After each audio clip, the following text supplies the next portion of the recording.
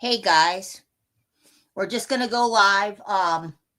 Do I look like I'm in landscape? Sorry about it. Somehow my stream ended up with me in portrait mode, and that looks good on your phone, but not so good on a desktop, which I'm streaming from. But welcome. I couldn't save the banner to reuse it again for the stream, so we don't have a fancy banner. I spent like God knows how long to make that fancy banner. But let's see. Okay. Now, the only thing you should have to do is go down to your settings or go to your style. There we go. Okay, there you go. Now you're set. Now it should work. Now you should be able to go live. Well. Why are we hello, Ken? Why are we not surprised, Richard? Everybody's back. Okay, so everybody's in here. We're live. Had to read the cat's a bedtime story and put the saucer of two. Something like that. That. I read them a nighttime story. I said, okay, here's a story for all the good kitties and not for the bad ones. Yeah, he's doing a Cockney accent. And if you're really good, I'll give you one of these Jose Cuervo Especial chocolates. Yum! Yummy! Speaking, guys, of good things to watch. Mm-hmm. You guys want something to watch? Watch a new Jack Osborne and Kelly Osborne podcast with their mom where they talk about Ozzy. I did. I watched part of that after I got home. I watched part of it. It's very insightful. I watched a little bit of it. It was. Well, sure, no. I mean, I don't mean like it was like in a bad way. I mean, it was kind of like gut wrenching. A downer. You could tell, it's an open wound for them. Of course, it always is going to be an open wound, no matter what. They're never going to fully heal from it. Yeah. But Sharon looks like she has a little bit more together now than she did because at first, when the day of the funeral, when they took her to the bridge, they took her to the bridge. She looks so lost, that was heartbreaking. And also, my thoughts and prayers, I don't say thoughts and prayers. I talk about my, condolences to Robert Fenton. He lost his poor kitty. Oh, I'm sorry. Yeah. He did a video that was just like heartbreaking because you know how I am about my fur babies. You know how I am. And he did a video where he showed his cat, had me in tears, that his cat used to like to watch concerts. And he had different videos of his cat watching different concerts and stuff like that. It was so sad. Lisa, you're not allowed to say anything horrible Paul McCartney ever again. He was absolutely incredible at. I bet he was, but his ticket prices were like bonkers. Paul McCartney's still a dick. There you go. I didn't mean that. Paul McCartney's 80 I just thought I'd say that because he said that. Paul McCartney's 80 something. He can still put on a show. Yeah, coming here. Gotta give him credit. In LA, I would have gone if he came to LA. You gave him credit. He got close. He was in Coachella Valley. That's about 2 hours away from me. Yeah. And for me that would be like, yeah, that's 2 hours away. But for me, it's like I don't want to go to a concert 2 hours away if I can. I'd prefer it to be like an hour to 30 minutes.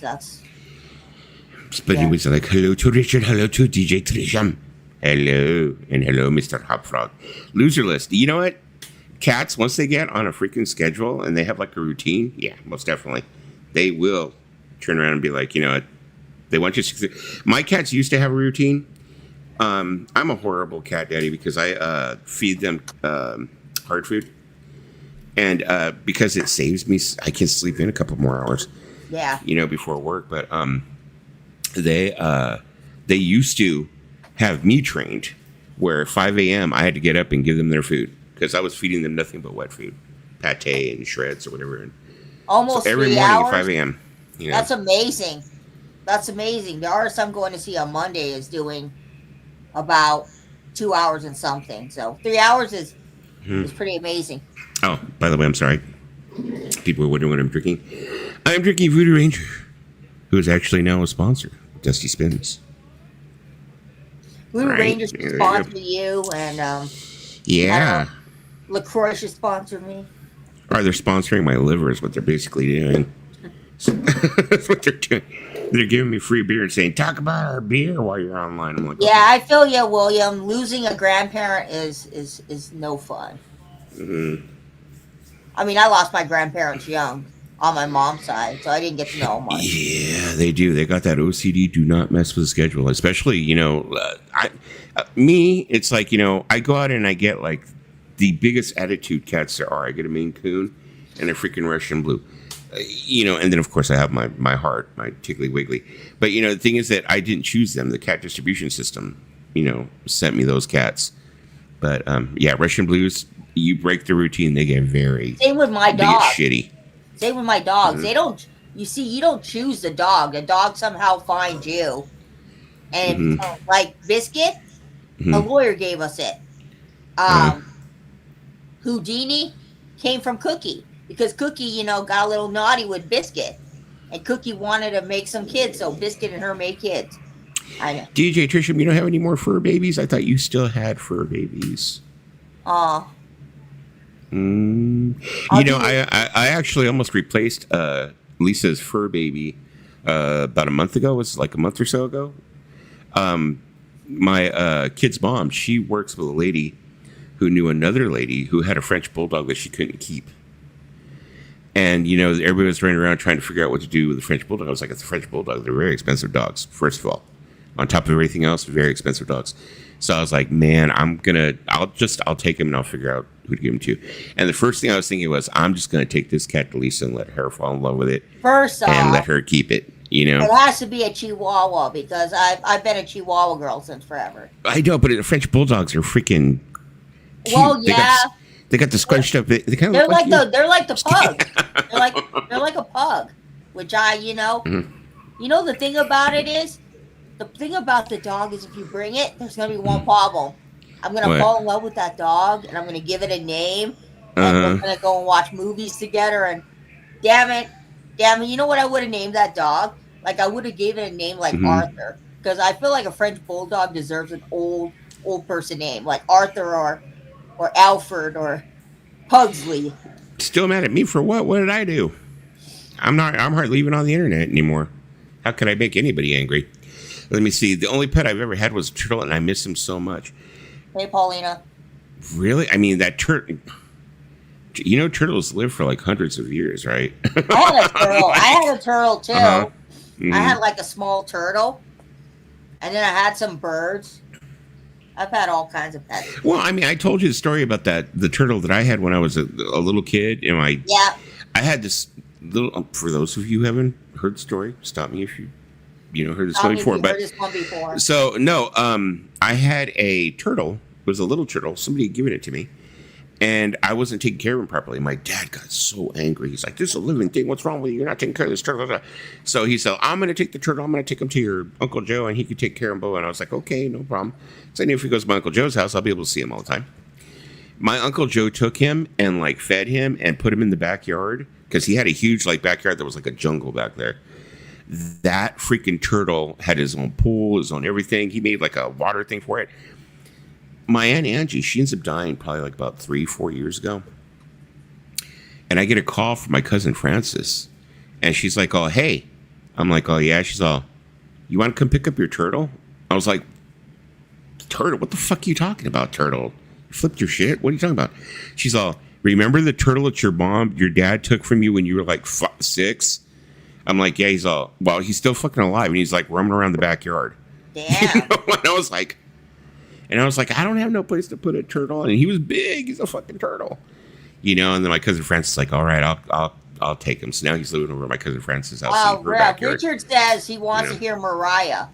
Oh, shit. Okay, there you go. I'm kidding because I'm Mhm. just trying to piss him off. He says I don't want to hear Mariah. I don't want to hear Mariah too. People love it. People love it's almost Christmas time. It is Christmas time. Speaking of, and I turn around and like I have a thing that I keep like, important things in. And what ends up happening? I was like so upset. This guy can't keep his nose if his life depended on it. Oh, mine's lost his arm. Yeah, I was like, he lost his nose. Oh, well, he's got Yeah. something in common with Michael Jackson. Yeah.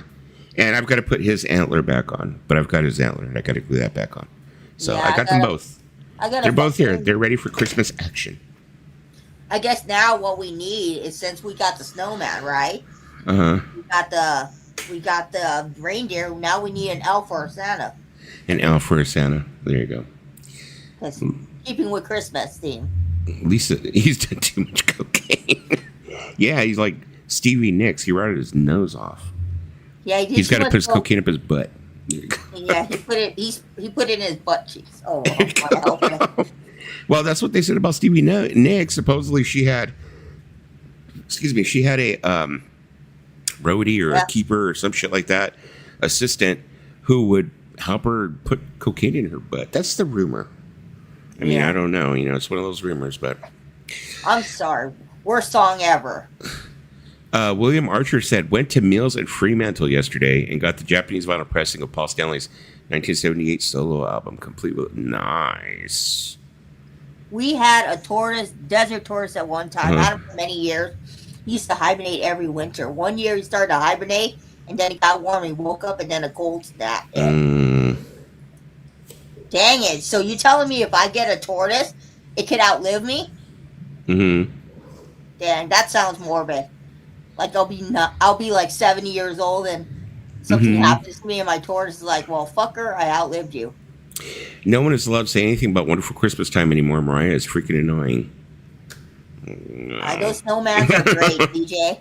Those snowmans are great. Richard, I think you're a little bit too into this whole like Mariah thing. So look. Let me squash the things, people. I do have the Mariah Christmas album because I was at Target and I saw it, and I do enjoy some of that album. I know.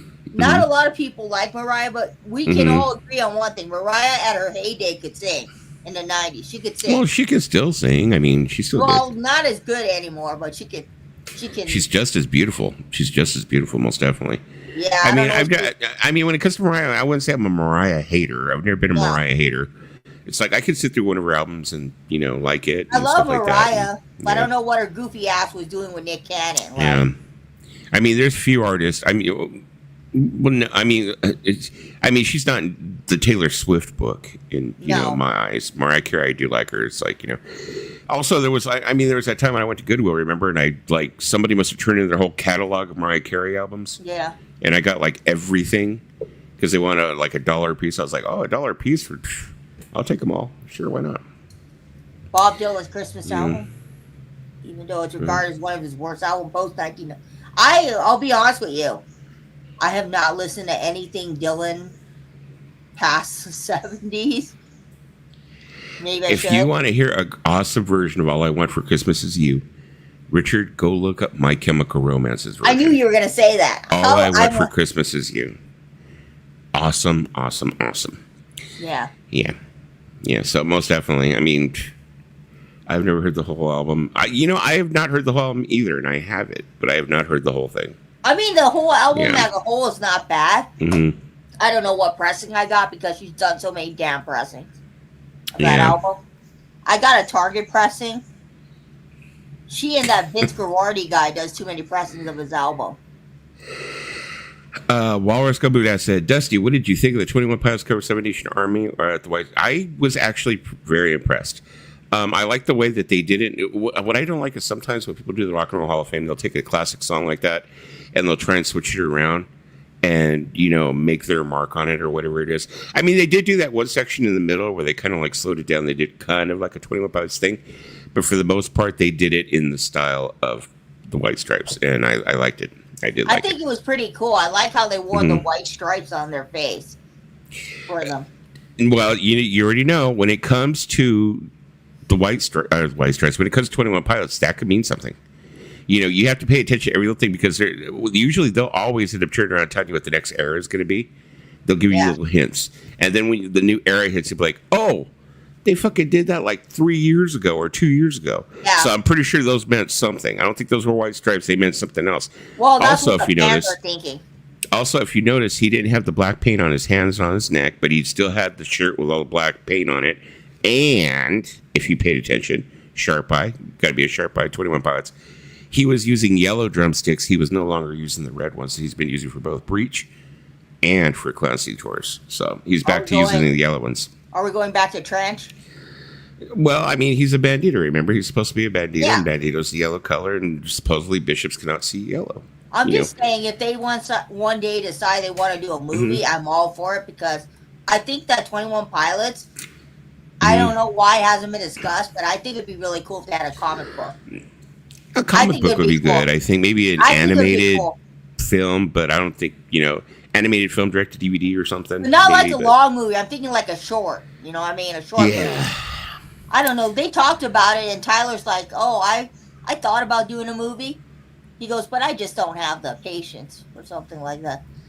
Did you see too many? Yeah, everybody. Tim said a 1 hour and 15-minute channel change. It's a good thing that I'm smart. I was about to set up another one. I had a backup that I was going to set up, and I was ready to go just in case Lisa couldn't get it together. Well, because I haven't streamed in 3 months, and they didn't have that portrait and landscape option the last time I streamed. This is new to me. This is new things they just released.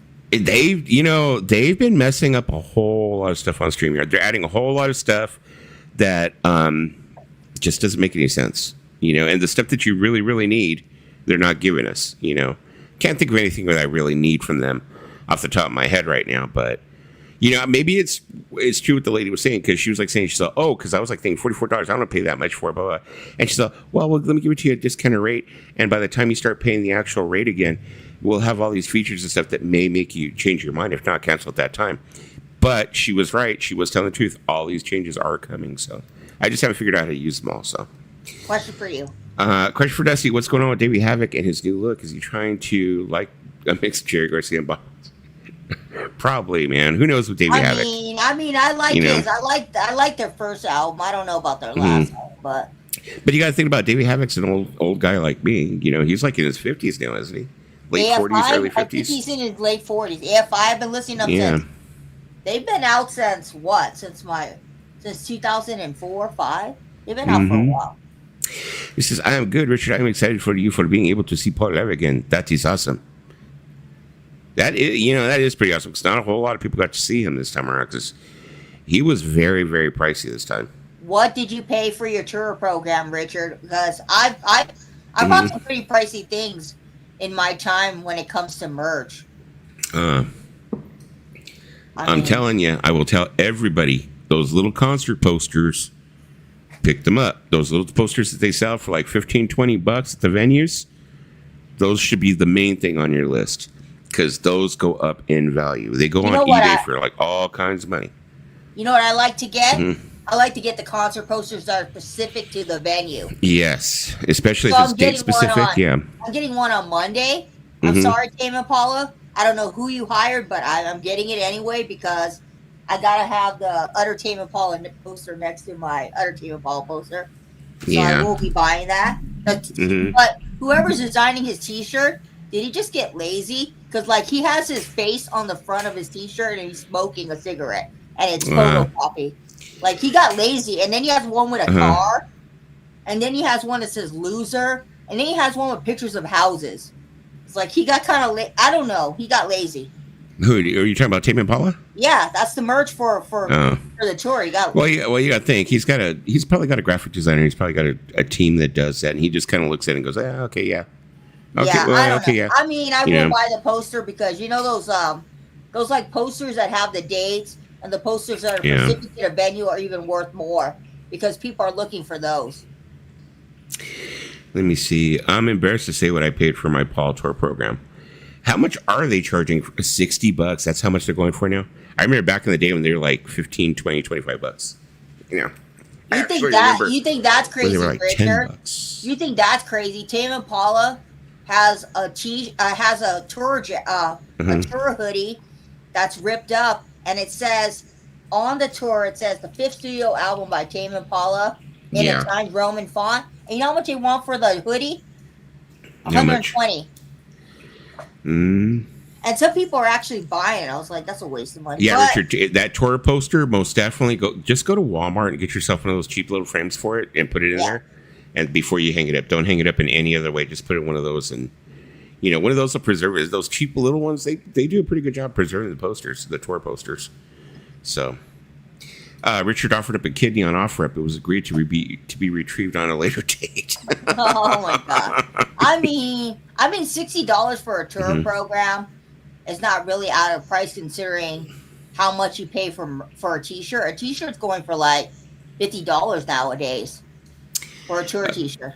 Dwayne says, I saw Heart 5 times live. I bought a Heart poster at one of the concerts. It's one of Anne and Nancy Wilson in a convertible. You know what? I saw a video not too long ago of a show she did recently, and they had her like sitting in a chair or a wheelchair or something like that. Yeah, she's sitting in a chair in a wheelchair, and I mean, she's still belting out. She can still sing, and she still looks good to me. I'm sorry, she still looks good. I feel like a pervert because I was like seeing her in a wheelchair. I'm like, oh, I'd still hit it. I mean, you're not really a pervert. There's some older people that I would be like I would hit if I was, They're okay on Facebook. I don't know if you've ever seen her, but I think she's like an OnlyFans model. She's an Asian girl, I'm sorry, but no offense, but she reminds me a lot of your sister Danielle. She looks kind of like her. Oh. But I guess she's a younger girl. And I don't know if she was in a car accident or what happened to her, but she's paralyzed from the waist down. But, like I said, she is gorgeous, beautiful, and she has her OnlyFans, and she's always trying to sell her content. She's like, oh, would you date a person in a wheelchair if they look like this? It's crazy. And she pops up on my Facebook feed. I got to be careful what I'm looking at on Facebook, because I'm obviously getting into some weird I get on some Facebook. I get a lot of food content. I get like couples fighting with each other. Uh-huh. I get that one family. I watched one video of them, and now I'm like inundated with all their videos. Inundated. There you go. $500 for a jacket? Fuck that. DJ Go Trish buy has a patch. Video, if you guys want to watch. Go buy a Paul McCartney patch and just sew it on a jean jacket there. $500 for a jacket? What does Paul McCartney think the jacket's made of? Gold? I guess. I heard the fur was expensive too. The VIP. Let me see. Hotfrog said, "Yeah, she was hit hard with the flu. I think she was in a wheelchair. Anne still is beautiful." Oh, okay, you're talking about Anne. I thought you were talking about the Asian chick. I was like, "Oh, did she hit your feet too?" I'm like, "Oh, what you been looking at there, Dave?" You look up one person, and then next thing you know, you get videos of them all over. Like I looked up this one singer, and now I'm getting videos of him all the time. Yeah, I don't even know who Angry Grandma is. She's a YouTube channel. She's kind of like Angry Grandpa, but she's funny. She is kind of funny, but she's not one of those people you could binge watch, because it gets like kind of tiring after a while. If you're capable of doing it, fine. Johnny Rivers can still sing because he's restricted on how many times he restricted how many times he did shows. I like him a lot. Well, at least he's performing. He's not like what's his name? Frankie Valli or whatever that guy that's going up on stage and was standing there like a log. What's that singer's name? Frankie. The one Frankie that they Valli? made go up on. Yeah, the one they made go up on stage. He's 90 years old. It's Frankie Valli. Yeah, Frankie Valli should just wrap it up. But they're saying that he wants to. That he is the one who is like initiating and telling them that he wants to do it. Just because you want if he wants to do it, I mean, just because you want to do it doesn't mean you should. Because he's not looking too good on stage. I don't want the poor man to die on stage while performing. Well, I mean, but also the thing is, but the thing also is like, what if he goes home, doesn't tour anymore? As soon as he goes home, he's probably going to deteriorate. That is very true. At least this gives him something to like live for. He's like the next show or the next this or that. So who are we to say? We're not that age yet. No. Hopefully one day, knock on wood, we do get there. I hope. But I'm get just saying, 90. It's like we don't know what type of situation that is where we have like. I mean, people are still paying to see him, so obviously he's got people that are still wanting to see him. Oh, he's got many fans. Although you would think a lot of his fan base is probably dying off. I've been watching a few episodes of the first series. You Can't Do That on television. Only aired in Canada. And I said, "Oh yeah, I've never seen that show for Nickelodeon." There's a lot of shows that I've never seen. Yeah, I mean, I've heard of I it. the only Canadian show I've seen is Degrassi, and of course we've all. I don't know if you all have, but we've seen the episode where Drake got shot. Yeah, Mm-hmm.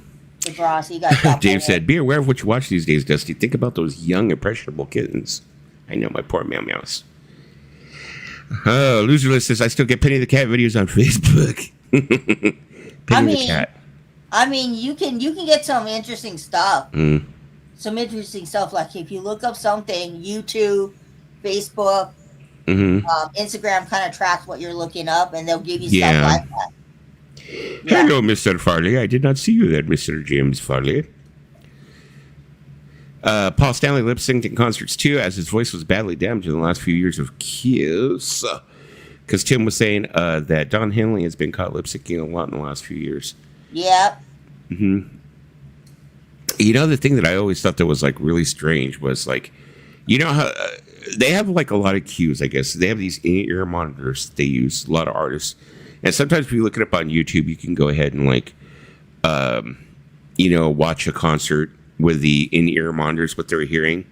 You know, the cues they're getting, like, da-da-da, and it'd be like the drum track will start or whatever, So anyways, they have all these cues that they have that they follow while they're on stage. And I'm like thinking, how could you be up on stage, be drunk off your ass, and whatever else you're doing. Uh-oh. Where'd you go, Lisa? You got to poop? Lisa's got to poop. Guess it's up to me, people. No, so anyways, what I was going to say is, since Lisa's so rudely left in the middle of my conversation, what I was going to say is, I don't see how they could be up there on stage all drunk, whatever else it may be that they're on, and have these in-ear monitors telling them, okay, hit da-da-da, and step 2, da-da-da, and blah, blah, blah, and follow their cues and do a show, Uh-oh. Did you poop yourself? No, I had to get something off the charger. Oh, okay. I thought you had to go poop. It was like, boop.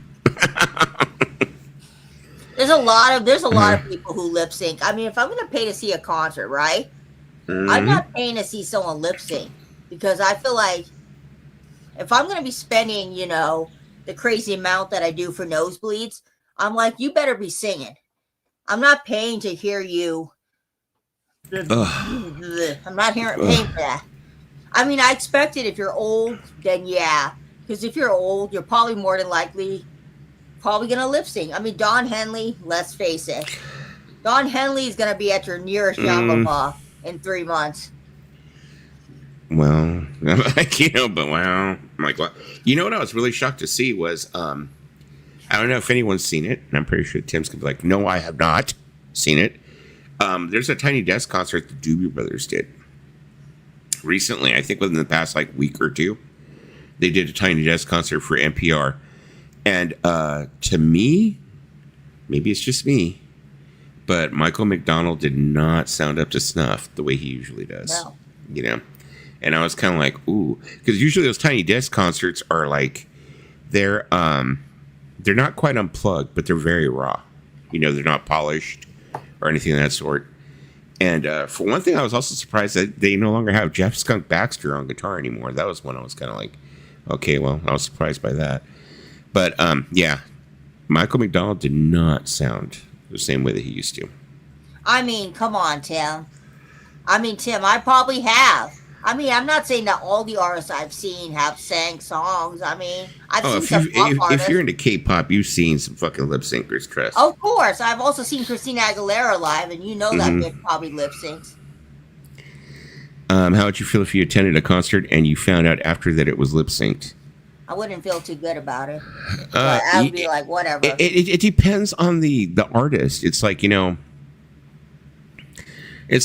much can we really expect from some of these artists? Like I say, I mean, I think I've had this conversation many times with you, Tim, and Paulina about how when does it get to the point where it's like we're basically just going to see them stand up there? Yeah. It's like the little bit of singing they do, whatever it is, if it sounds horrible, whatever, it's just we're just going for that feeling of nostalgia to see them. I mean, with the older artists, I kind of expect that some of them will probably lip sync because they don't have the stamina that they once had in their younger years. So, it is, I mean, it wouldn't be a happy occasion to have him lip sync, but at the end of Hmm. the day, you know, am I gonna hold it Yeah. against him? You No. know, Tim's all Michael McDonald keeps me running. You know, the other day, well, not the other day. I'm old. I end up losing track of time. No, it was maybe a week ago. I shared this video with Paulina and Lisa of I think they were mixing Peg by Steely Dan. It's from the classic album series. You know, those classic albums. You know, films they came out with, and they're talking about Michael McDonald's voice. And for like 5 minutes straight, they're just playing back Michael McDonald's voice, like, and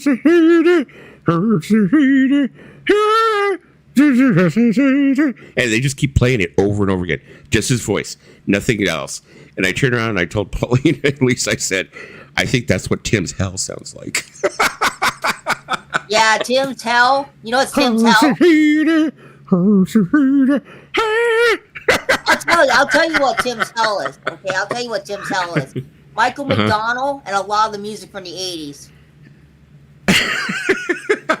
That's just my totally thought. If you ever get a chance, you know, go look it up on YouTube. But it's freaking hilarious.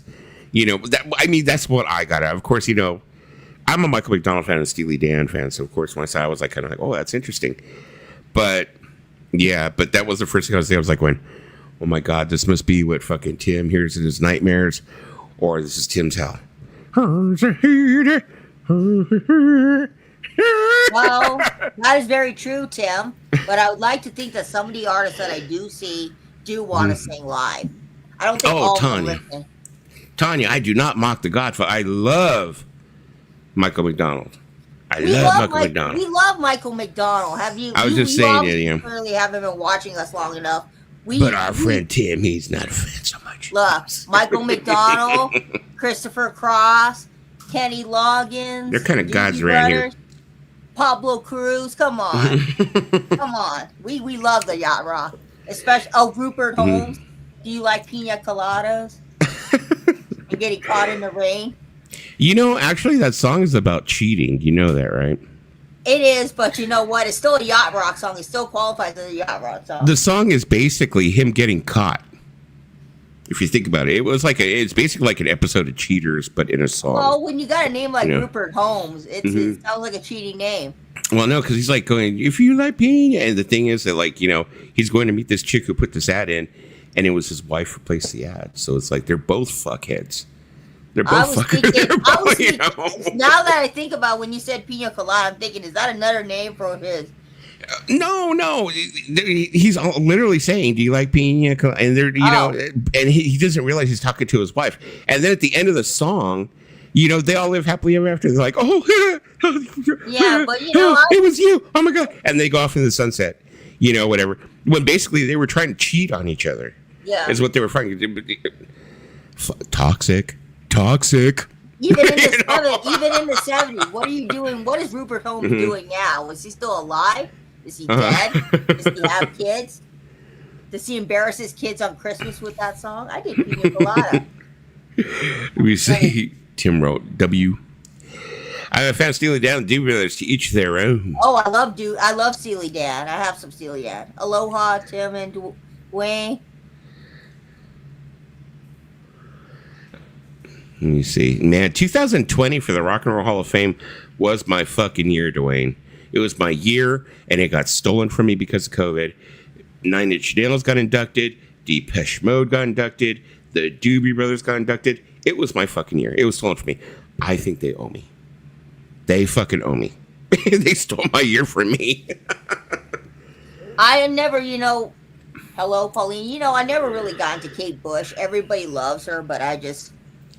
Yeah, I wasn't too much of a Kate Bush fan either. I mean, Stranger Things made her big. I mean, I've listened to Hounds of Love. I have a couple of her CDs, a few. About 3.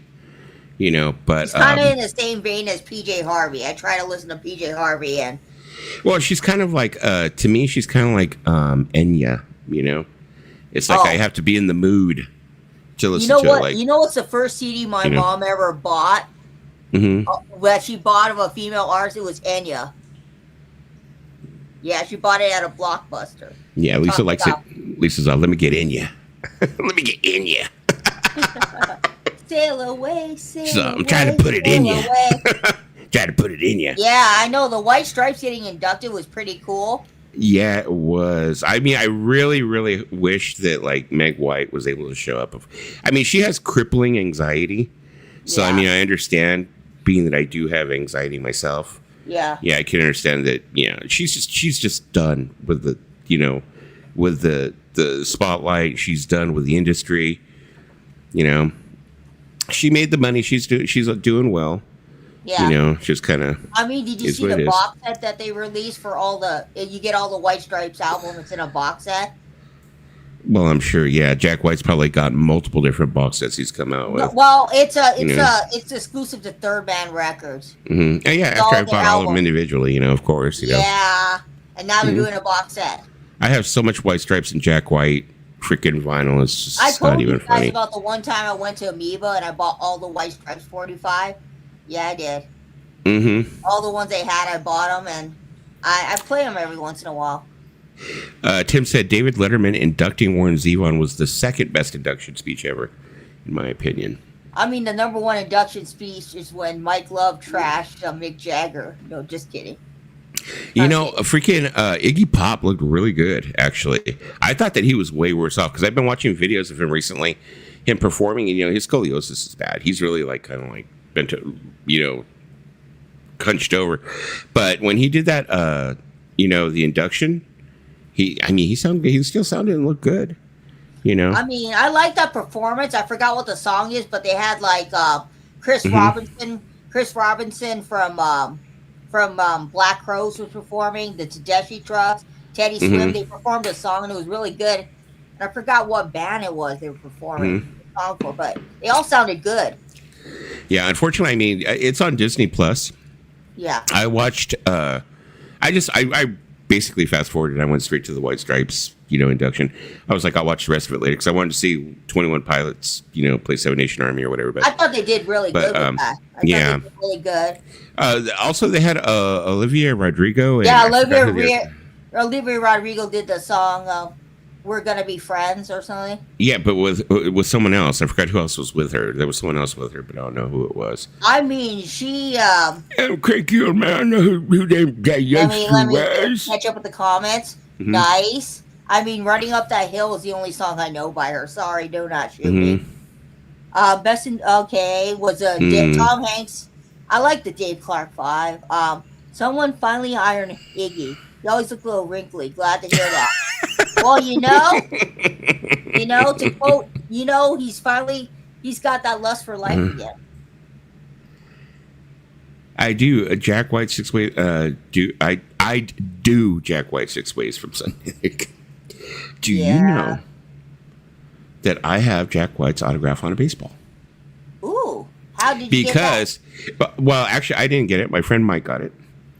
And that was because at the time, he was going back and forth to Angel Stadium because we had a player who was playing second base at the time called Ian Kinsler. And at the time, Jack White had created a baseball bat company called, was it Warcraft? Or not Warcraft, it was called War something. War something. I forgot what the name. War something. I forgot what the name of the company was. So basically, what it was all the baseball bats had 2 stripes on them, like Jack White does 3 stripes, but these only had 2. So it was exactly like Third Band Records bats. My son ended up getting one. He had War Stick. They were called War Stick. That's the name of the bat. Okay. So Ian Kinsler and some of the Angels players were sponsored by War Stick. So they were always wearing War Stick gear, coming out with the War Stick bats. So Jack White would go to Angel Stadium, so many times a year to hang out and promote War Stick, and he'd be over in the Diamond area. So my friend Mike went over to get it, get his autograph for me because he's like, oh, dude, Jack White's here. And I was like, really?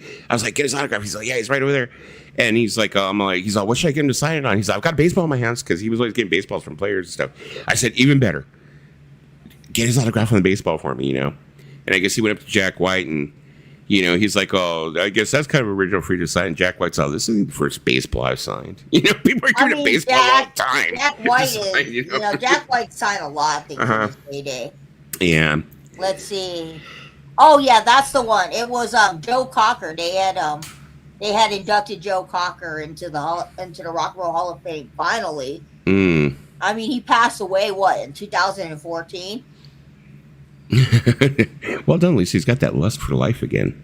Well, he was in that movie. There was this movie that I watched a long time ago. I haven't watched it Mhm. recently.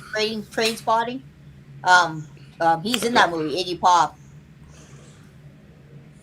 Well, his song is like the main title. Yeah, yeah. It's like. But Did you ever see the second one? Did you ever see the second one? No, I only see the Trainspotting one. 2? No. Second one was really good. I thought the second one was really good. I don't know if the second one was ever really a novel, though. So I know the first one was a novel by Irving Welsh, I think it is. Yeah. And then the second one, I don't know if it was written for the screen. It wasn't a novel. Yeah. But the second one was like so many years later. It was like 20, 30 years later. They're like in their late 40s now. And I guess Renton had a heart attack and he decided to go back home. And you would have to see. If you were a Trainspotting fan, you'll like Trainspotting. Well, I've seen the first one. I have not seen the second one. There was another movie. There was another movie I seen with Ian McGregor in it. I can't remember the name of it because he's been in a lot of movies. But the name escapes me. But I saw it a long time ago. Yeah, I'll have to look that up because I do have Trainspotting on DVD. I don't buy very many DVDs, but Trainspotting's one of them. Tanya says, I lost my pants. Does that happen quite often? It happens to Lisa often. Yeah, I saw a picture of Jack White. Just kidding. Jack White would not make me lose my pants. Yeah, Lisa's always losing her pants. Take her to swap meet, lose your pants. Take her to Target, lose your pants. Well, Take her to Ross, lose your pants. McDonald's, McRibs, lost her pants. I had the McRib today. It wasn't bad, but it's it's just one of those things that when it's out, it's not the greatest thing in the world. Like it's not like a wow sandwich, but it hits the spot. Lisa, can I interest you in a Jose Cuervo Especial chocolate? What is that? I've never. They make. Ooh, interesting. I don't know. Beer. It's a chocolate. Okay, it's a chocolate. I love chocolate. But the inside is made with let me see, bittersweet chocolates with Jose Cuervo Especial tequila filling. Chocolates semi-amargos con relleno de tequila Jose Cuervo Especial. There's actually from Mexico. My kid's mother, her boss, went over to Mexico because she had a wedding recently. They renewed their vows, so she went over to buy all kinds of booze. Yeah, like you do because it's supposedly cheaper. I don't think it's even cheaper anymore. So they brought me this, and then she turned around and because Tina went to go get her nails done. She gets her nails done by her daughter, and then she turned around and gave me like 3 bottles of this to the leftover from the wedding. Cazadores. So tequila reposado. I think it's from Mexico and shit. So yeah. Tim, they're doing it. They're actually doing a new adaptation of Wuthering Heights.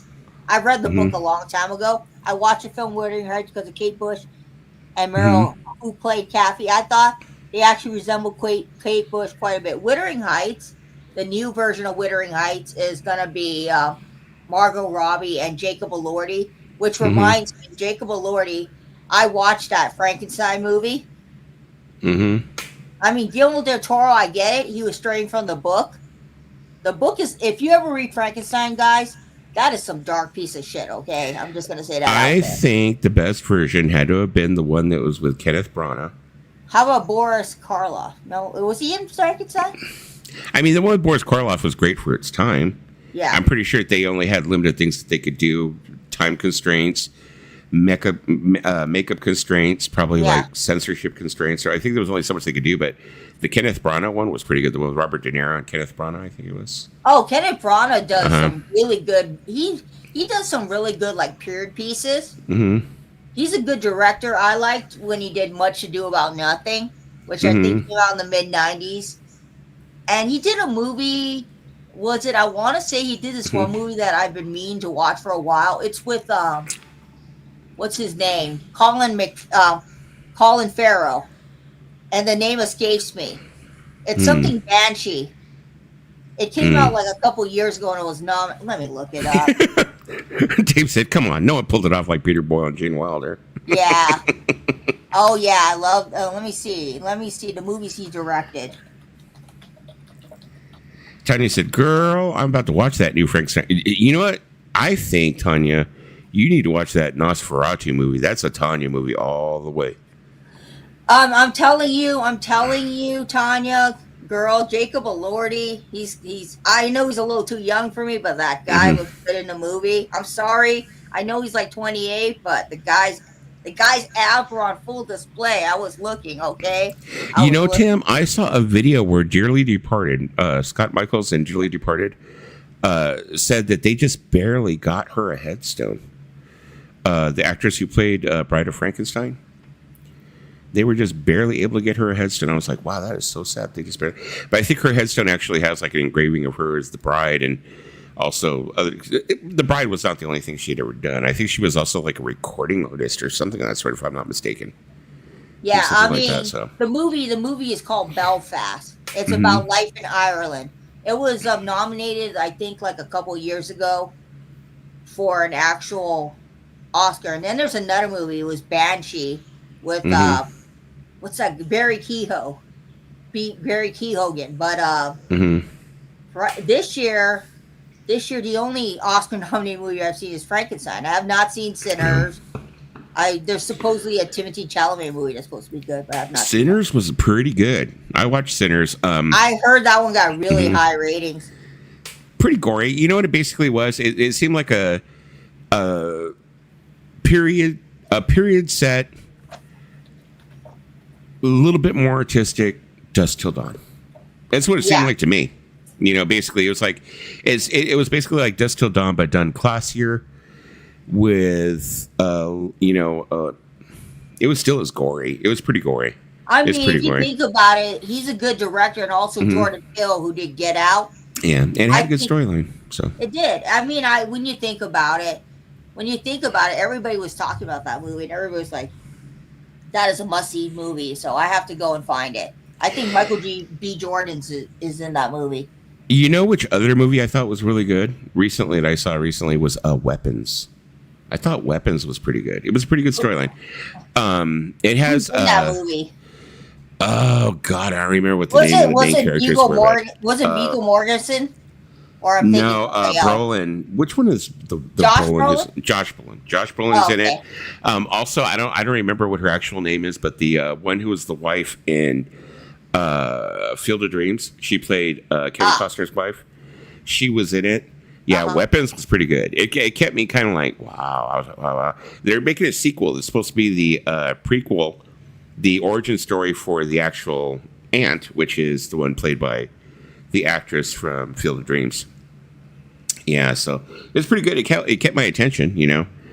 And, you know, me with my ADHD ass, not a whole lot of people where I'm like, ooh, you know. You know, because me, it's like, you know, my dumb ass watches movies in sections and shit. Yeah. Yeah. Tim said Ella Lancaster, the bride, actually had a fairly successful Hollywood career that lasted quite a long time. That's what I was going to say. She was not just the bride. You know, they were going over everything else. Like, she had done a lot. Yeah, she had done a lot. Timmy, check your Facebook, Timmy. Check your Facebook, because I know you want to talk about movies. This is up your alley. Did Lisa sent a nude? Check your Facebook. No, because it's movies, and I know Tim loves movies, and he would probably want to discuss this. It's up his alley. He has a lot of movies. But I there's a lot weapons. I need to check that out. Is it on? I don't think it's on Netflix. It's probably on. You know, I had acquired it in a way that I probably shouldn't talk about. It's usually how I acquire a lot of my 4K. That's rips. okay. There was a one time I used Pirate Bay. But I think it's on Prime Video now. I think you watch it on Prime Video now. You know, but Okay. yeah. So I mean, I think that's pretty much the only two I've really watched recently. I You know, mean, trying to think, what else do I watch recently? I mean, I've watched some pretty bad. I'll admit it. I love romance movies. Okay, guys. There you I go, watch a Tanya. lot. Black Phone 2. I have that downloaded, but I haven't watched it yet. Yeah, that's another one. The first one I thought was really good. The first Black Phone was really good, so I'm really looking forward to the next. But I watched the first like 5 minutes where the girl's out at the telephone booth she's like at a telephone booth in front of her house, and she's out in the middle of snow. And it's like you're sitting there. When she's talking on the phone, you're expecting something really bad's going to happen. You're like sitting there going, "Oh my god, oh my god, oh my god, oh my god, what's going to happen?" But I was just checking the file to see how good it had come out, and so I saw like the first 5 minutes. And I turned it off until I have a chance to watch the whole thing. I pirate too, Tanya. I use Pirate Bay. I use BitTorrent. There was a time when I was like downloading a lot of TV shows because and Tanya beside your pirates, eh? You guys remember Bear Share? You remember Bear Share? You ever use Bear Share? Yes. That was quite.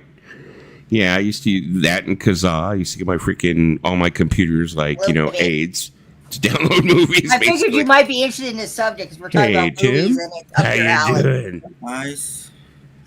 Yeah, I was like, we're talking about movies, and Tim knows a lot about movies because he has quite the collection. Speaking of movies, remember how I was talking the last time? I think it was on the last stream that I did. Yeah. Where I was talking about how they sell those boxes where they have, it's like a mystery box. You pay I think it's like $50, and you get 100 DVDs or whatever. Maybe Blu-rays, whatever. Well, my friend Caesar bought one because I was telling him about it. He's like, wow, I need some DVDs, whatever. He's going through that whole mode right now where he's like going, I'm going to start cutting the fucking streams. Like people used to be like, cut the cable. He's like, I'm going to cut the streams. I'm going to start buying some physical media. Wow. So, so he bought a couple of those boxes, and I was fucking extremely jealous. He turned around and showed me what he got. He got a shitload of Blu-rays. He got some Criterions, Tim. In that motherfucker. He got some Criterion. I was like, wow, really? Wait, where's this place? Where's this place? I forgot the name of it is. I'll look it up, but it's because if it's motherfucking Criterions, I'm like Criterions. Hell, it's a thrift store that Second Charlie or something. Yeah, Second and Charles. That's it. Now the thing is, if you go to their website now, Tim, before they used to do, you would get 50 CDs for 20 or $30. And they'd give you 50 CDs. It was a mystery box and stuff like that. Not anymore. That's not on their site anymore. So that's another thing where I think that the CDs are starting to come back. People are starting to buy them again. It's because they're not able to make those boxes up anymore. But they're still doing the DVDs and Blu-rays. But it's a toss-up whether or not you're going to get a whole lot of Blu-rays in there. Still a toss-up. I mean, I bought some CDs recently. I got to find them. I bought The Best of Joe Cocker, and I bought Chinese Democracy by Guns N' Roses. Mm-hmm. I had to because I saw it there and I was like, wow, Guns N' Roses at the thrift store. So I bought it. Yeah. No, I mean, my only thing is to tell people that thrift stores suck and you shouldn't ever go because you're just wasting your time. Because then I can go and get all the good stuff. Because everybody still says that there's nothing at thrift stores. Mm-hmm. I'm one of those people that says it at times. But the CDs. I'll show you one thing really quick. I walked into my thrift store yesterday. Mm-hmm. And I didn't see anything. And then I looked in the last they keep their records on the bottom in like milk crates. And I'm like, the last milk crate, I think that stuff's all new. And they had 2 Christopher Cross albums. I didn't buy them. It was great. But they had this. Oh, wow. Okay, Peter Gabriel. But wait, it's better than just this. Can you guys read this? Oh, is that German? This is the German one where he sings the whole album in German. No way. Yeah, I hear the German pressings are pretty dope. It's in really nice shape. And the lady's like, I'll just charge you half price. So I got it for 50 cents. So, it's in German, so I'll charge you half price. That is crazy. So, stay away from thrift stores. You won't find anything there, guys. I'm going to do the opposite of what you say, and I'm going to go to thrift stores. Do the opposite of what Tim says. And I've had this before, and I can't find it. So maybe I sold it. So maybe it's a good thing that I bought it, because I definitely have it now. Because, yeah. You know what I've always wanted to find, either I on live vinyl. in nowhere. Okay, I live in small town USA. To find that at a thrift store is pretty amazing where I I live. mean, I mean, you know what's crazy? You know what's crazy, Tim? I found some Peter Gabriel at a thrift store too, like about 5 or 6 years ago. I well, guess Peter no, but Gabriel I, loves I to would get at thrift find store. regular Peter Gabriel albums, but to find his German album in a thrift store in a town, Yeah. I guarantee there wasn't a store 100 miles from here that ever Hmm. sold that album. So how did No. it get there? You know? Hmm. Because I mean, you'll find like So and some of the stuff like that, Yeah, but to find, yeah. that's strange. I've heard Yeah. about that movie Begonia with Jesse Plemons and I think Emma Stone's might be in Begonia, or is Hmm. it who else? I forgot, but I heard a lot about that movie. I do have to check it out. They say that one's probably going to be nominated for an Oscar. It's Hmm. likely. Begonia, named after a flower that my mom used to grow in our front yard. So Sinners is nominated for Oh no, no, Oscar.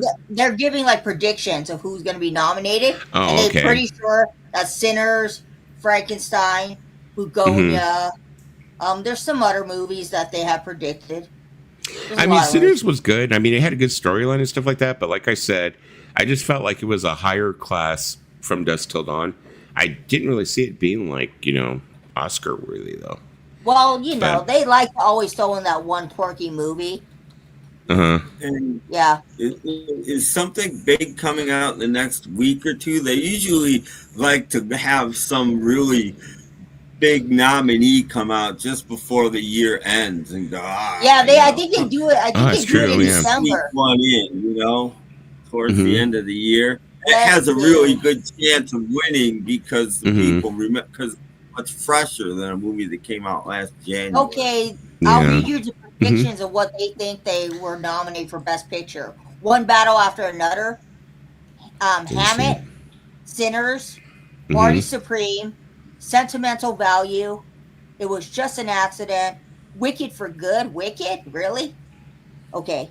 Jay Kelly, Frankenstein, Avatar, Fire and Ash. I don't.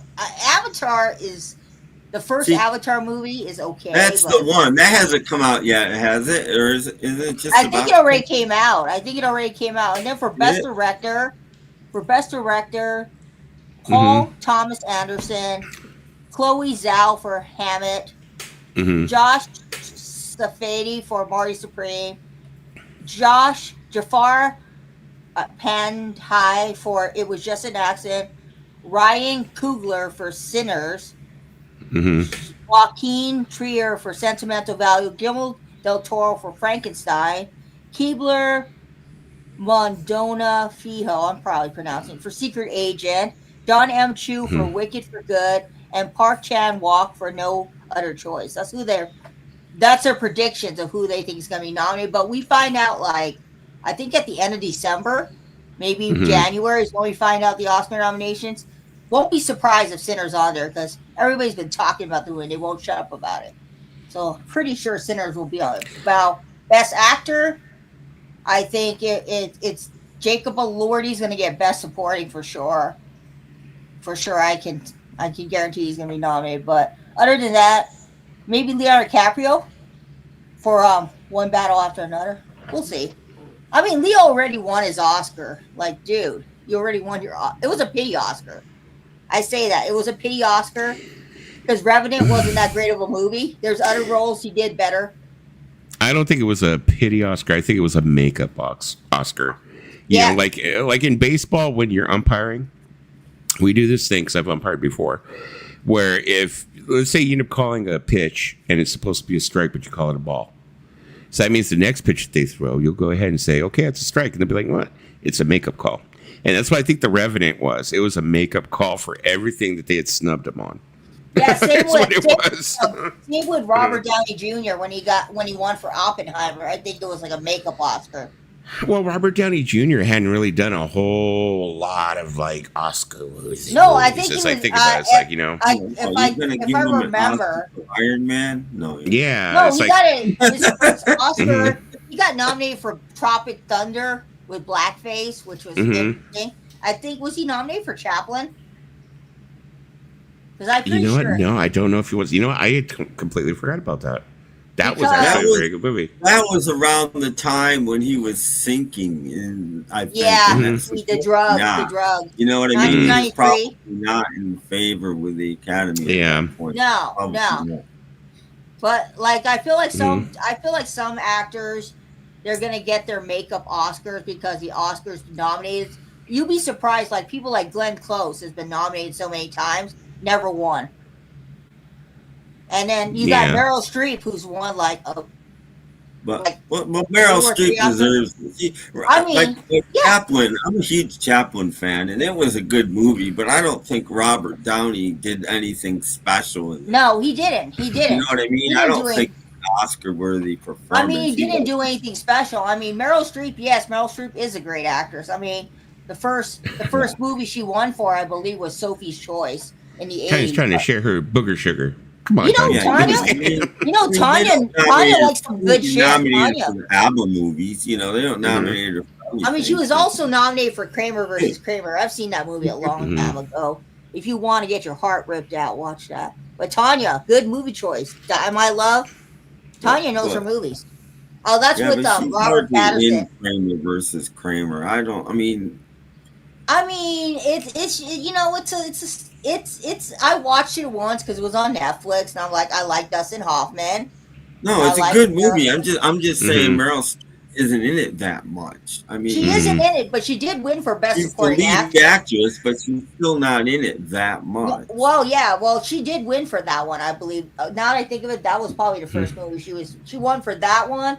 She won for Sophie's Choice, and then she won for her role as Margaret, some queen. I forgot the name of the movie. She won for that. Margaret Thatcher. She played Margaret Oh, Thatcher. you're talking about the not the Iron Lady. What was it called? Not the It Iron was the Lady. Iron Lady. Was it the Iron Lady? Okay. Yeah. Yeah, I I mean- think it was. Yeah, no, I've Mhm. seen that. She was good in that. I mean, you know, she deserves all her Oscar nominations. Yeah, Dustin Hoffman is the person that should have won for. Kramer. Yeah, Dustin Hoffman should have won for Kramer versus. He was- That scene at the court. He carried Oh my that God. movie, and he was great and so sympathetic, and you know. I mean, Dustin Hoffman did. I believe. Correct me if I'm wrong. I think Dustin Hoffman did win for Rain Man in 1988. I Yeah, think he won for that movie, which he does a pretty good job of playing like an autistic person in that movie. But there's some people that I don't get why they win so much, and then there's some people I'm like they should win. Yeah, Let me see something Sweet here. Iron Lady. Yeah, you know, every once in a while I'll go and watch some Meryl Streep movies because I do like the lady. Does anyone want some booger sugars? I don't know what booger sugars are. I'm You know, assuming booger sugar is cocaine, Lisa. Oh, So booger sugar. What's booger sugar? I don't know the slang. I don't do much drugs. You know, I was watching a documentary probably a few days ago, probably around there, and about John Cazale. Cazale. Was that how you pronounce it? Cazale? I think. Yeah, And they were talking about how he had never ever been nominated for an Oscar, and how he had been in all these like freaking like films that were Oscar nominated, and that he had never nominated for supporting actor. You know, he was Fredo, he was in The Deer Hunter, he was in Dog Day Afternoon. They were like going over his resume, and they're just like going, "How did this man never ever get nominated for shit?" How can he You not know? get nominated for Deer Hunter? I mean, Christopher Walken was nominated and won for Deer Hunter. I'm trying to. Why did I think of him? Was it because of Meryl Was Streep? he I know died he young, was right? this- John Cazale, he died young. He died right? of Like cancer really young, but he was with like someone. 1979. Yeah. Who was he with? He was with somebody famous for a long time as personally. Oh, the name escapes me. I know who you're talking about because I was reading about him one time. As my morbid curiosity gets me. I think he was dating John Travolta's ex, but I could be wrong. That's why he was with Meryl Streep. Oh yeah. That's probably the reason why. I Oh thought about yeah, it. he was with Meryl Streep before Meryl Streep got with She was with him when he died. Yeah. Yeah, and then Meryl Streep got with that guy. Now Meryl Streep with Martin Short, which yeah, I guess it makes sense. You know what was like so crazy about that movie Dog Day Afternoon? It's like the whole premise of the movie is that Al Pacino is robbing this bank so he can get the money to get a sex change for his lover. You know, I mean, that had to have been like totally controversial at the time. Yeah, you know, it was just like that's one of the like first instances early of 70s. transgender. Yeah, it was like the early 70s or something like that. You know, crazy. But I love a lot of those, like, you know, old. Well, Tim's like, that's not fucking old, but it's like, you know, to me, it's kind of like, you know, Tim likes the silent movies. But I like a lot of that, like gritty 70s, like noir New York City, like when you see those films where like they show you what New York City looked like during the 70s when it was real scummy. And stuff. I like those films, you know. I love those films, like Fort Apache, The Bronx, and shit like that. Yeah. Those movies that show you what New York really looks like. The 70s was a good time for watching movies about New York because they really showed you New York. Yeah, that was like one of my favorite Paul Newman scenes, though, where he's telling off Ed Asner because he's like, "Oh, we're gonna tear gas these people. Don't be tear gassing them. Leave those people alone. Just let them blow their steam off because they're writing." And he's at the window going, "Let the brothers go. Let the brothers go." If you're in here, Tanya, I'm just gonna say this, but Paul Newman back in the day was a very good looking dude. Back in the day. What was his eyes? His eyes. Paul Newman had those eyes, man. Well, Steve McQueen had the eyes though too, wasn't he? Yeah. Steve McQueen. Yeah, it's just something about the eyes. I remember my dad used to always buy Paul Newman salad dressing. He was like obsessed with it. We always had that Newman. Okay. Okay. We're talking about Paul Newman, and it is. Yeah, really that's Lisa. You'd be like, "Oh, you can't talk about." You know, this time I remember the first time I saw The Hustler, and you know, I was Paul Newman. No, my dad used to buy Paul Newman dressing. Look, I think my mom met him. I think my mom met him. I mean, The Hustler. I have not seen The Hustler, but I've heard of the movie. I mean, do you guys remember in like the late 70s, I think it was late 70s, maybe early 80s, when he was really into racing? Well, I Paul Newman? 45 minutes from Watkins Glen. He's raced at Watkins Glen, and I think my mother met him there one time. Yeah. Didn't Steve McQueen race also? Or am I just thinking because of that movie Le Mans? I don't think he did. Maybe he did. I don't know, but I could have sworn he literally was involved in like professional racing while he was an actor for a while. Yeah, because I remember seeing about one of his cars. And then after he stopped driving, he still owned, you know, a team for a while. Yeah, his car went for a lot of money. Steve McQueen, I think I saw it on the show that is very scripted, Pawn Stars. They had acquired a Steve McQueen car and went for a lot of money. Dwayne says a friend of mine. I'm sorry. Go ahead. Steve McQueen had a Ferrari. I forget what it is. It's a little one. It looks like a Jaguar XK, whatever. I forget. But at the time it sold, it was and one of the guys that wound up hosting Top Gear later, but he did mornings on the BBC. I forget his name. Blonde guy. He bought it. It was the most expensive car ever sold at the time. I think. In the morning, I think I know who you're talking about. £12 million for it. I think I know who you're talking about. He's the blonde hair guy. He's tall. Yeah, he's got big black glasses. He's sort of dorky looking. He was with the blonde assistant that everybody went gaga for on Doctor Who for a while. I forget her name. Billy Piper? Yeah, he was with Billy Piper for a while. I love my Doctor Who. Well, the BBC must pay well because he's like Jay Leno in England. He's got a whole carpeted garage with nothing but Ferraris, and they're all painted the same color. It is so funny. I saw a TikTok of somebody. Anyway, James May took this car out, and he regretted it as soon as he took it out. I'm like, he paid £12 million for this car. He's waiting in the street with no cars coming either way, and he's just waiting and waiting to take care before he pulls out. You know, it's like, oh. That reminds me of the TikTok where these guys drove by Jay Leno, and they were like, "Oh shit, it's Jay Leno," and he was driving in one of his cars, and they filmed a TikTok of it. And you know, the thing about it is some of those cars are worth a lot of money. There was a period of time where I was watching car restoration on YouTube and on Netflix, where people would take these like cars and they would restore them, and they did some pretty cool things to some of these cars. They restored a Ferrari. They restored some cars from the 80s. It's pretty cool. I forgot. I think it was called like Rust Restoration or something. There's lots of those shows, but now for the last 10 years, I don't like it really. The trend is not to restore them, to keep them as original as possible. And some people like that. Everything that I was brought up to do, you want your car to look good. You don't want to leave the rust and the dirt, and it's not. Yeah, that's true. That is true. Well, it's starting to become almost the same thing like a coin, Tim. Like they say you don't want to rub the original patina off a coin because then it devalues it. I think cars are starting to become the same thing. With car, and I just don't, I have a hard time with that. Switching lanes. Oh, Jeff Becker's had an impressive collection of hot rods. He'd restore them. Cool. Would he restore them, or would he have somebody else that he paid to restore them? Because if he restored them himself, then that's impressive. A lot of these musicians probably have somebody that restores them for them. Oh, Hop Frog said, "Pimp My Ride." You know what, Hop Frog? You should go look. You can go down the Pimp My Ride rabbit hole of what bullshit that show was. Yeah. The thing is, what you do is if you look up one guy it says, I bought a Pimp My Ride van. He did like 2 videos where he bought this van, that they had pimped up for this guy or chick or whatever. They put totally stupid shit in it, of course.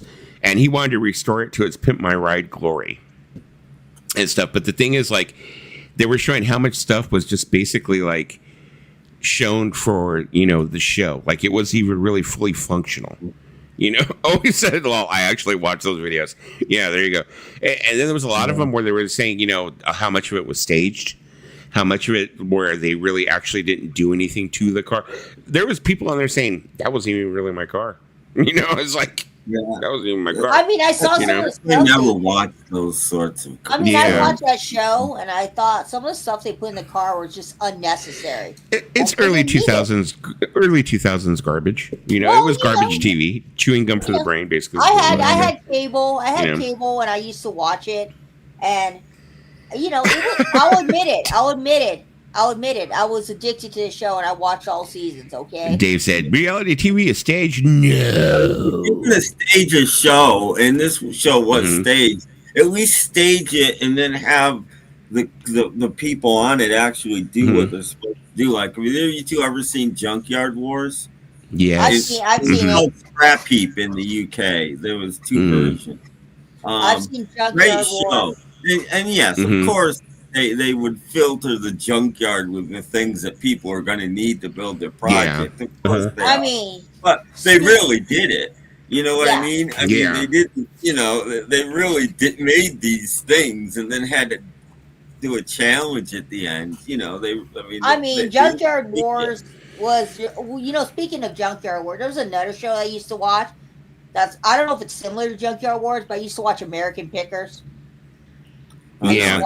Didn't one of them get caught up in some kind of like scandal, sex scandal, or some kind of Frank's gone now. Frank died. So he's the one who passed away, right? The one who got caught up in whatever scandal it was. It's like just, and it came up after he passed, didn't it, or was it before he passed? I think it was after he passed. No, long before he passed. I think he probably left the show for the. Well, he had a really bad back. He left the show for 2 reasons. That was going on, and he had a really bad back. He probably couldn't pick anymore, also the way he used to. Or whatever. I remember. Oh, that's the show. That's the show that I also seen all the episodes. Well, that was a spinoff of Pawn Stars, wasn't it? Counts Customs. It was a guy he used to go to. Counts Custom, and then there was that show with the motorcycles, where they restored the motorcycles. Orange County Choppers, or something like that, or American Cycle, or American something like that. I mean, there's like so many reality shows out there, and then there was that show that I used to watch, also called Dirty Jobs. I used to like that show.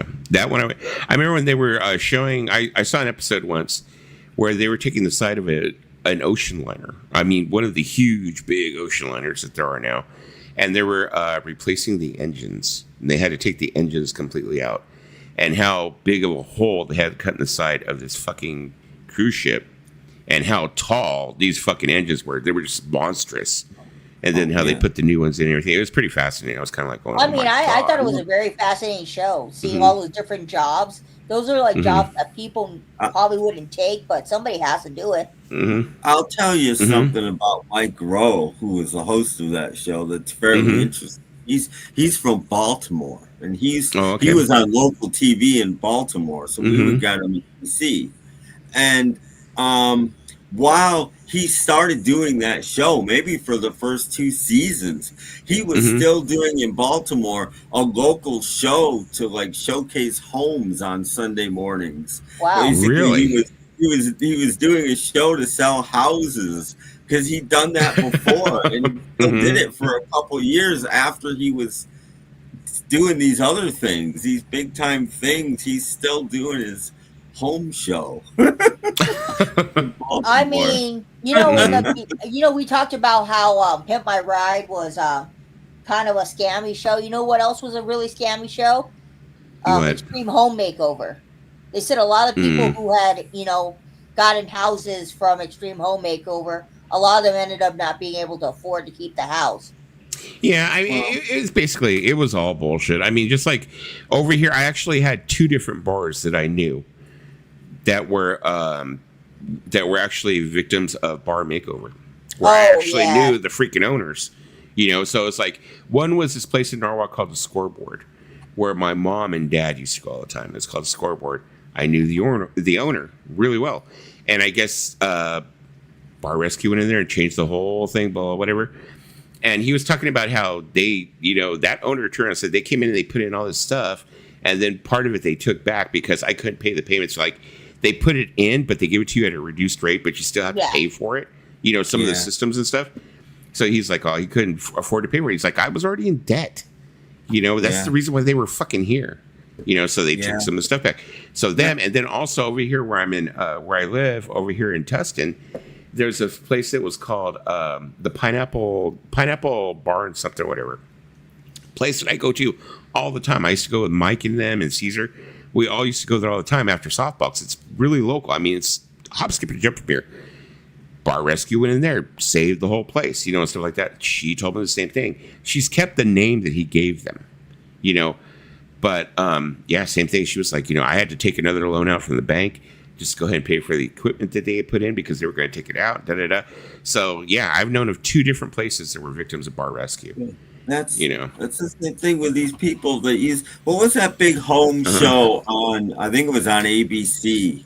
With that, they would come in and take these people's houses and they would put them up in a hotel for a month or whatever, and then renovate their whole house. Problem is, you do this. The first thing that's going to happen is that the day after they leave, the tax assessor is going to show up, and now your house is going to be worth 3 times what it was worth before. Your everything's going to go up to the point where you probably can't afford to live there anymore. I mean that did happen, Tim. Like it happens a lot. One of the people on shows, one of the people on Extreme Home Makeover actually had to foreclose their house and they couldn't afford to keep up with the payments because the thing with that show was, again, it's like Pimp My Ride. They put some unnecessary stuff in the house. It's like Well, like Dave said here, a single-story tract home triples in interior square footage, yet looks no larger on the outside, includes indoor swimming pool and a penguin hatchery. True. I mean, it like, happened a lot. Once they put on a second story of that house and like doubled the space. Well, I couldn't imagine the taxes after that. Holy cow! Crazy, insane. I mean, and they pick these like deserving families to have their house remodeled, but at the end that's the story, anyways. You can't really believe anything that they tell you. No, they don't. That's just the story. And I watch a show, but that host on that show, Extreme Home Makeover, he was hard to stomach. Just like Extreme Cheapskates. I mean, that used to be one of my favorite shows. I thought it was so entertaining. And then that one, remember I don't know if I ever showed you the one with the one with the Asian lady. Remember her? Oh, I the remember one that her. the very first one they showed. She has another video on YouTube that she did with another company or whatever, where they did an interview with her, and she was talking about how she felt so horrible that she did it. she's like, oh my God, she's like, I didn't realize that they were going to take, she's all, I was into saving money. She's all, but not to that point. They No, were I like, mean, it's really, they scripted. came in and It's very coached her scripted. and scripted it. And she says, now I can't get a date. She's all, people don't want to deal with me because they think I'm like the person they saw on TV, and she's all, it's horrible. It's the worst thing I ever did with my life. I mean, it's extreme cheapskates, extreme couponing. I watch all of that, even the Duggars. Yeah, I was into extreme watching couponing was bullshit too. But the thing is that like us here in California, we don't get double coupons. It's against the law here. So that show would be like bullshit for me to watch. I'd be like, rah, rah, rah. My mom does not believe in coupons because my mom's like, I'm not going to make someone wait in line while I scan coupons. I don't give a shit. No, my mom's way of saving money is going to Costco when they have the sale. Yeah, but it's quick. It's quick now. You give them your coupons, they just go like this. In the old days, you had to look at them and read each one. Well, they scan your phone now. They scan your phone now. Mm-hmm. That's what they do. If it was expired, all of this. No. It used to be a pain in the ass before. Now it's very streamlined. You don't. Very streamlined.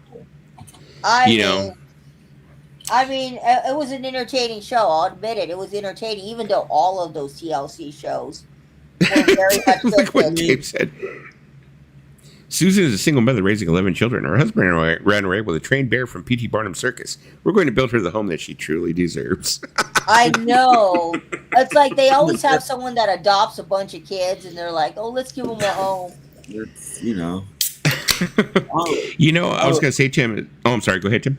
No, go ahead, Dusty. Please. No. I was just going to say that the other night, going back to movies, being that it was not the other night, it was in October. I was doing the whole thing where I was watching. I watched a bunch of horror films, and I watched the original Carrie. Yeah, which I probably hadn't done in a couple of years. I was watching it, and to me, the original Carrie has always been terrifying. Always terrified me. I always found it scary. And then people were talking about the newer Carrie, which actually is not that new now. I think it was came out in 2011, maybe something like that. I think so. It's with Chloe, what's her name? Chloe Moretz or something? Moretz or some shit. So anyways, they were saying that actually the new Carrie, the more recent, I guess, Carrie, was the one that was closer to Stephen King's original vision of what happened in Carrie. So I was like, oh, well, I just watched Carrie. I'm not doing anything. Let me go ahead and go over to Prime Video and watch this shit, So I go ahead and I go watch, the newer Carrie and stuff. And I was just kind of like, I watched it and it just seemed like so much overkill. I mean, it was darker and there was a lot of scenes probably that made a lot more sense. Yeah. But still, it's like, I don't know. It's still, I just felt like it couldn't beat the original Carrie. But that could just be like the old man in me going, no. The original Carrie, in my opinion, the original Carrie is always the best. I mean, you got 68. I mean, the thing about it, if a movie's good already, right? You don't need to remake it. Like, I heard they remade, what's that movie? Exorcist or something? No, they were going to redo The Exorcist. And people fucking turned around and said, no. I'm glad they did. No. So then they made that movie, The Exorcist, The Beginning, or Exorcist something, or Exorcist Believer, or some shit like that. Yeah, no. Which wasn't bad. It wasn't bad, but it was like, I mean, they kept on giving nods to the old Exorcist, like they had Ellen Burstyn in it. Joe Mayo hated it. Yeah, I mean, it was just kind of like, none of those movies, Exorcist 3, which I thought was a good movie, Exorcist 2, Exorcist Believer at the beginning, Dominion, none of them are ever going to have the impact of the same. They're never going to have the same impact The Exorcist 1 had. The Exorcist 1 just came out at the right time with the right social climate and everything to be what it was. I don't think you can't, lightning doesn't strike twice in the same place. No, and that's what they've always been trying to do. They can't remake some movies. I've seen those, DJ Trish, where the people are stealing packages. There was a guy. Yeah. Amazing what AI can do. That's what I'll say about that. No, there's an actual video. If you ever watch this guy on YouTube called Mark Rober, he did a video where a guy stole his package and he programmed the package to shoot out glitter. So when the guy opened the package, glitter would come out. There are a few of those, but most of those you watch on YouTube aren't real. I'm not gonna lie. I'm not Yeah. gonna lie, Where do Tim. the people that put them up get these videos? Tim, How many hundreds of thousands of people are sharing their home porch videos of packages Yeah. going? I don't yeah. buy it. I'm I sorry. don't, I'm not gonna I lie, don't buy Tim. it. I did watch a Mhm. lot of those AI Michael Jackson videos. They made me And I'm laugh. sorry, a lot of those videos too are very clean. Yep. Me being that I know I have a ring on my Yeah. front porch, and I know whenever I go to like download that video, it says ring. There is a ring watermark in the corner, and none of these have any kind of watermark from any kind of company. No, You know, they're No. very clean. Like you're gonna what you Most of record this in them are 1080p? fake. There's Yeah, a it's few like that no. are. Most of them are fake. I'm not. The reason why I thought there was one that I saw that I really thought was fake because he went ahead and he went to go steal the package. He walked so many feet. He went to by his truck, and it blew up on him, and it blew like blue Yeah. powder paint all over him. And he Yeah. ran back up to the house, pounding on the door. You motherfucker! Did you see what you did to my car? You see what you? Bullshit. That guy probably fucking freaked out. If a real person was stealing and that happened, they would freak out and jump in their car and get the fuck away from there, and try and Yep. like wash all that blue Yeah. shit off them. They're not Yeah, going to they're run not up to the gonna door be and be like, angry "You because they motherfucker!" stole something and it Yeah. blew up. Well, there's no Uh-huh. reason to be angry. I mean, AI does some pretty crazy videos. I'll admit. I've seen Right those- now, my obsession is AI videos. My obsession is kitties working in regular jobs, fighting with customers. You know That's what my little my- thing. Like they you know have a my- cat who's working at McDonald's and he's like arguing with a customer, going meow, and he's like meow, and they're like, "Don't you talk to me that way?" Meow. Now, those are my favorites. You know right what now. my AI obsessions are is the Michael Jackson ones, and then the ones where the customers they make they do the scenario with the customers and they're like the employees talking back to the customers. Those are pretty funny. It's like you don't need that bucket of chicken, and it's just I don't know. It's realistic, but the Michael Jackson ones are funny. He's at KFC running away with the chicken and he's singing. Yeah, I've seen those. Those are pretty good. I mean, My favorite AI Uh-huh. obsession is getting rid of AI. I can't. you know, stand Tim. You it. know who else? It's going to. It's getting Nobody's bad. going to have a job in 10 years. There's not going to be a Mhm. job left for a human being anywhere in the world. Tim, my dad Mhm. agrees with you. My No dad art hates AI. anymore. There's no film. There's no film. You guys hear like this week or last week or something? They found out that the number one song in America was all AI. It was Yep. just some. Really? Yeah.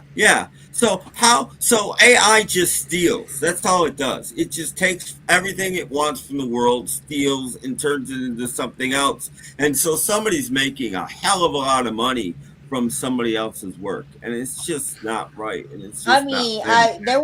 there was like a I hate it. band that was made via AI, and they actually had a Well, full. there's been lots of them, but this one was number one. Apparently, it's been Uh-huh. this big scandal that's been going on the past week, and Yeah, I mean, I would use AI to make my voice sound better because your girl can't sing. Yes, and over on Doc's channel, the queen keeps coming into my house and doing stuff, and I don't like that either. But I mean, have you guys seen these videos? They're pretty good. Queen keeps coming What? into my room. First time she stole that poster behind me. She was taking a shower one time. She came out of the shower into this room to do something. She got rid of my Partridge Family album in one. I mean, The latest one. Well, there's two latest ones. She hired. It's still in my room. She hired Elvis to be my hitman. She wanted me out. I mean, And then there's a new one where she's at Target. Looking there, Elvis and her are at Target looking for me to take me out. I at Target. mean, think about it. Think about it, Tim. What Elvis is killing you? Is it Elvis in the 60s, Elvis in the 50s, or Fat Elvis in the 70s? 68, 69, 70. Oh, okay. No, That because I'm Elvis. like Fat Elvis. Elvis. Fat Elvis has a vendetta. He would kill you for But sure. they're funny, but I say the more you use it, the more everybody uses it, the smarter it gets. And, Don't give me any ideas, Tim. Now I'm smarter gonna it look at gets, Fat. so the more, I mean, Peter Boothroyd said it best. He started making AI videos 2 or 3 months ago. And Doc was like, I really like this AI video you made. And Peter Boothroyd response was, I made that 3 months ago, but AI's gotten so much better than that now. It has. 3 months? Oh, wait. I'll put this. That's scary. Let me see if Richard the Music Maniac is still here. These are the best Sora 2 Michael Jackson videos you'll ever see. Favorite. Your chicken's looking nice, pal. Hey, woo! Yo, you stole my chicken! Got a crispy treasure, can't slow me down. Hot and golden, I'm out at this town. Move, move, Friday, victory. Well, get back here. I'm gliding out the door. Fried love in my arms, can't give it up no more. Hey, easy. I'm just delivering packages, man. You have the right to remain silent. Anything you say can and will be used against you in a court of law. I didn't mean no trouble. They said I was too slow, but I can't moonwalk on wet ass. I invented the step. You didn't even know what rhythm was until you saw me. Lies, propaganda from a dinner club. Proof, man. You can't even. Gentlemen, hey, Okay, that was a little too weird. Go ahead. I'm trying to order an Uber and the driver cancels because he thinks you're a hologram. It's rude, man. My GPS be like, turn left. I'm like, hee. Spin 3 times, end up back in bed. That's not efficient. I like some fries with that. Oh yeah, golden on the side. Love 'em hot, love 'em fast. Wow, that is. You got so it? Is there scary. anything else for you today? That's all. Thank you. Hey everybody, it's Mike. I'm at work. New job, McDonald's. Let me show you around. These are the fryers. Listen to them singing. Beautiful, huh? Golden magic. Over here, soda fountain. 32 flavors of happiness. I catch you. They told me I changed the world, but first, let's serve some Derner. Ha. This is it. Fresh, hot, and delicious. You've got a steady hand. I haven't seen it this neat in years. Gotta keep it in rhythm. Wishes like a little groove, you know? They're dancing now. Thank you, Michael. Anytime, Miss June. That's the last big clog up here. You're faster than the rain, Michael. I can't thank you enough. Oh, it's nothing. I like a clean gutter. Well, my roof's going to stay dry thanks to Happy you. to help, ma'am. Ready for the next step. This fitting was just a little loose. I'm tightening it up now. Is it going to stop the leak? Yeah, once I seal this last ring, you should be good as new. There we go. Give it a try. Perfect. Thank you so much. My pleasure. They're making quick work of it, son. I gotta keep it smooth, Mr. Harmon. Lawn deserves a little rhythm. Well, it's the neatest it's looked in years. Thank you. My pleasure. We'll have it shining in no time. Skimming the leaves, making it shine. Clear blue water, looking so fine. You make it look like choreography. It's all in the wrist. One more sweep, and the sun will dance on through. Hey there. Looks like you're in a bit of a bind. Yeah, the spare's ready. I just can't budge these nuts. Mind if I give it a shot? Please. I'd appreciate it. All right, let's get you rolling again. Pretty good at this. Been a lot of nights on the road. Gotta learn a few tricks. He stole my chicken. Ooh! Got a box of gold, crispy and warm. Gonna take it with me. That's my tasty storm. I love the KFC one. Didn't expect to see you here. Well, a star's got a sparkle, And I heard there'd be glitter and hors d'oeuvres. You found them. You look incredible tonight. Why, thank you, Mr. King of Pop. You're pretty dazzling yourself. Enjoy the party. You know, Piggy, I was a little nervous about tonight. Nervous? With moi? Oh, Michael, I'm delightful company. You are, and more. I could get used to this sparkle across the table. And I could... Piggy? Can I ask you something? If you must. Why have you been spending so much time with Michael Jackson lately? I mean, rehearsals, dinners, that late night call? Because Kermit, the King of Pop, asked for style advice. And who better than the Queen? I knew it. I knew something was going on. You light up the whole night, Piggy. It's like you're part of the stars. Oh, Michael, you're such a charmer. Stars? Really? She's a pig, man. I can't believe... Yo, guess what I just bumped into in Havana? Thought he was on another planet. Surprise. I like the sunshine and the mojitos, baby. Man, the world thought we was ghosts. Shh, let him keep guessing. You two need a taxi or you just putting on the show? We're live over the 101 right now, tracking an unusual foot pursuit. That is indeed pop icon Michael Jackson running in the number 3 lane. You can see the LAPD units right behind. Hey, it's me, Michael. I'm out here in the woods getting some fresh air. Look who's hanging out with me. Beautiful little deer, right? Whoa, okay, I'm going. He tried to take me out. I'm good. Hot and golden made for you tonight. Large soda, lids on tight. Love in a cup, sweet and fizzy, right? Thank you, Michael. My pleasure. Have a beautiful night. First day jitters. Just a little. You'll be fine. Tap the screen when you're ready. Okay. Customer's on. Go ahead. Hi there. Welcome to Jack in the Box. What can I get for you tonight? Perfect. Now bag it up. Thank you. Have a great evening. You've been quiet since the weekend. What's on your mind? I found out there was this party. They were calling it a freak off. Everybody I know was there, and I wasn't even asked. It hurts because I thought I belonged. Hey, I need to say something. I finally did it. I canceled Xbox Game Pass. I kept paying every month, telling myself I beat all those games. But they just sat there staring at me. It was like a pile of guilt on. Yo, check this. Woo! Hey! Yo, like get back here. Got a box of golden love, crispy in my hand.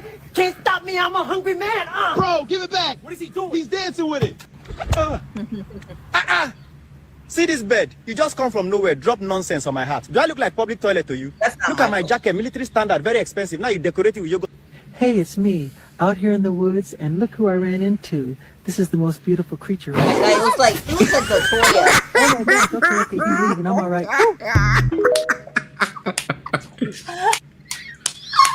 I gotta turn off my camera. I'm gonna die. Those aren't even some of the funniest. Those are just some of like examples, but still, it's Okay, like okay. it is getting scary with AI. It is. I'm telling you, I'm gonna have a Problem laugh is, at- especially younger Mhm. people, they don't know what's real or not. Now they Yeah. see these things and they think are real, and you tell them no or they're not, and they believe you. But then they see some old thing, and then now they're like, "Oh no, that's not real. That's AI," and it is real. They have no idea anymore what's real and what's not. It's really Michael Jackson right loves his pork chop stick. But you know what? I remember saying this like about a year ago, maybe even a little bit longer ago. I remember saying with AI when these songs started coming up and stuff, I was like, well, what's to stop in the future for us to be like, an artist, is that really their song? Is it not their song? When are they going to start using AI to record whole albums where the artist doesn't even have to do anything? They already and are. they're getting like nominated for. Well, I know they already are. Number one song was AI. I already know. Yeah, they are, so we're there now. We're there. Too. They're probably having them write songs, doing the whole music and everything. Yeah. And then maybe they're going back and touching up the lyrics a little bit because they're not perfect and they're doing it again. But, Yeah. I mean, you can literally take 5 minutes and come out with a song that would be worthy of being played on the radio. Yeah. I mean, that's, there's no art anymore. It's all commerce, and that's the problem. The whole world has gotten to be commerce. Movies is gonna go all AI. Music's going all AI. Books are all AI. Children's books, probably 75% of the children's books on Amazon right now are AI. 100%. I don't know. I mean, there's still people out there that do draw stuff for children's books. For people that actually make books, they're not selling anything because AI's getting all the money. I think we were discussing something I don't know if it was I don't know if you were discussing it at Docs and I commented on it or something, but we were talking about the honeymooners. This is kind of in the same vein, probably a little bit off topic, but we were talking about how the honeymooners, the original episodes, they call them the originals or whatever. It was like almost how many episodes were there? There's 39. 39. And they were saying that the honeymooners was like one season. Yeah. Or something like that. It was one season, 39 episodes. Now, I remember saying, I don't know if it was in Doc's stream where I commented, I said 39 episodes. I said, nowadays, that's a whole series. 39 episodes would be like 6 seasons nowadays. Oh, yeah. And it was funny because I was watching Philip DeFranco. Philip DeFranco, who's this guy who does news, blah, blah, whatever, commentary. Yeah. And he was talking about how they feel that streaming has killed the idea of the season, and they're saying the reason why is because streaming is so fucking ADHD right now, trying to come out with so many different shows, just to grab the money from so many different types of people's pockets. I said it's commerce. It has. But the other thing is the smaller the world gets. Okay. Because like the UK has never had seasons. They have series, and series in the UK usually last from 6 to 10 episodes. Yeah, they're like what, 3 or 4, maybe 5. We've become now. Yeah. The world is shrinking, and we sort of are becoming that. I mean, the original Batman was on twice a week. Jeez, there's 190 some episodes of Batman, and it was only on 3 seasons. Yeah. So I was watching in this the Philip DeFranco show. What they were saying they feel that streaming now is starting to kill it because they are doing seasons that are only like 6, 7 episodes, like you said. But the thing they were complaining about was they were saying how long you have to wait now in between seasons. They're saying it's common now. 2 years. 2 years between seasons now. It's just common, But the quality is better. I will say that. Too, yes. The first show that ever got delayed because of that kind of stuff was Moonlighting. I don't know if either of you two are old enough to have watched. Oh yeah, I remember Moonlighting. Moonlighting was so well written and so well produced, and it would take them too long. They literally wouldn't get any time off. They would be working constantly, but they still can't finish the episodes on time. It was just too complicated a show to do. And then I remember during like the 50s and 60s. I remember one time I was commenting with my mom. Me and my mom had this conversation years ago before I had kids, before I was married, all this stuff when I was younger. And we were talking about, we were watching I Love Lucy. And it was, a 30-minute episode, and I was telling her, I was like going, Jesus, they fit so much into 30 minutes. And my mom said, no, 22 minutes, because you have to count the commercials. So every television show is usually about between 20 to 22 minutes, maybe 23, 24 at most. And I was like, okay. When Lucy was on, they were 29 minutes. The Honeymooners are 29-minute episodes. And WPIX, to their credit, out in New York City for a long time, at 11:30 at night, used to show The Honeymooners uncut. They're the only place that ever did that. They would put a 1-minute commercial block in the middle of the show, and that was it. They showed The Honeymooners uncut. It was quite an amazing thing. And I always gave PIX a lot of credit for doing that. Mm-hmm. The thing that I'm wondering is because I remember, like I was telling my mom, I said, when it comes to like newer shows at that time, we're watching some newer sitcoms or whatever. It's probably like around the 90s, probably like late 80s, early 90s. I was like saying, wow, it seems like, they don't fit a whole lot to a half hour anymore like they used to. She's like, no, they used to tell a whole story in a half an hour before. Yeah. She's like, not nowadays. Because I was like telling her, I said, it seems like when you watch Leave It, it's my imagination, Mom, but like when you watch Leave It to Beaver or you watch like, older shows, The Honeymooners and, I Love Lucy, it seems like they fit so much into a half an hour. So that's the way they did it back then. And it seemed like the only other show that did something that was close to that, where it seemed like they fit so much in 22 minutes was, dare I say it, The Cosby Show. It seemed like that was like one of the shows where they fit a lot into 22 minutes. They would fit a lot into 22 minutes when it came to storyline, scenes, whatever it was. Stuff that Family Ties too. Family Ties had whole storylines and stuff in half an hour. They were back then, but then all of a sudden, people stopped and waited for the audience to applaud, even if it wasn't in front of a real audience. And everything just got slowed down, and everybody started mugging for the camera, and then it just became, even Seinfeld most of the time had, a storyline that followed through the whole episode, and they got a lot done. Yeah.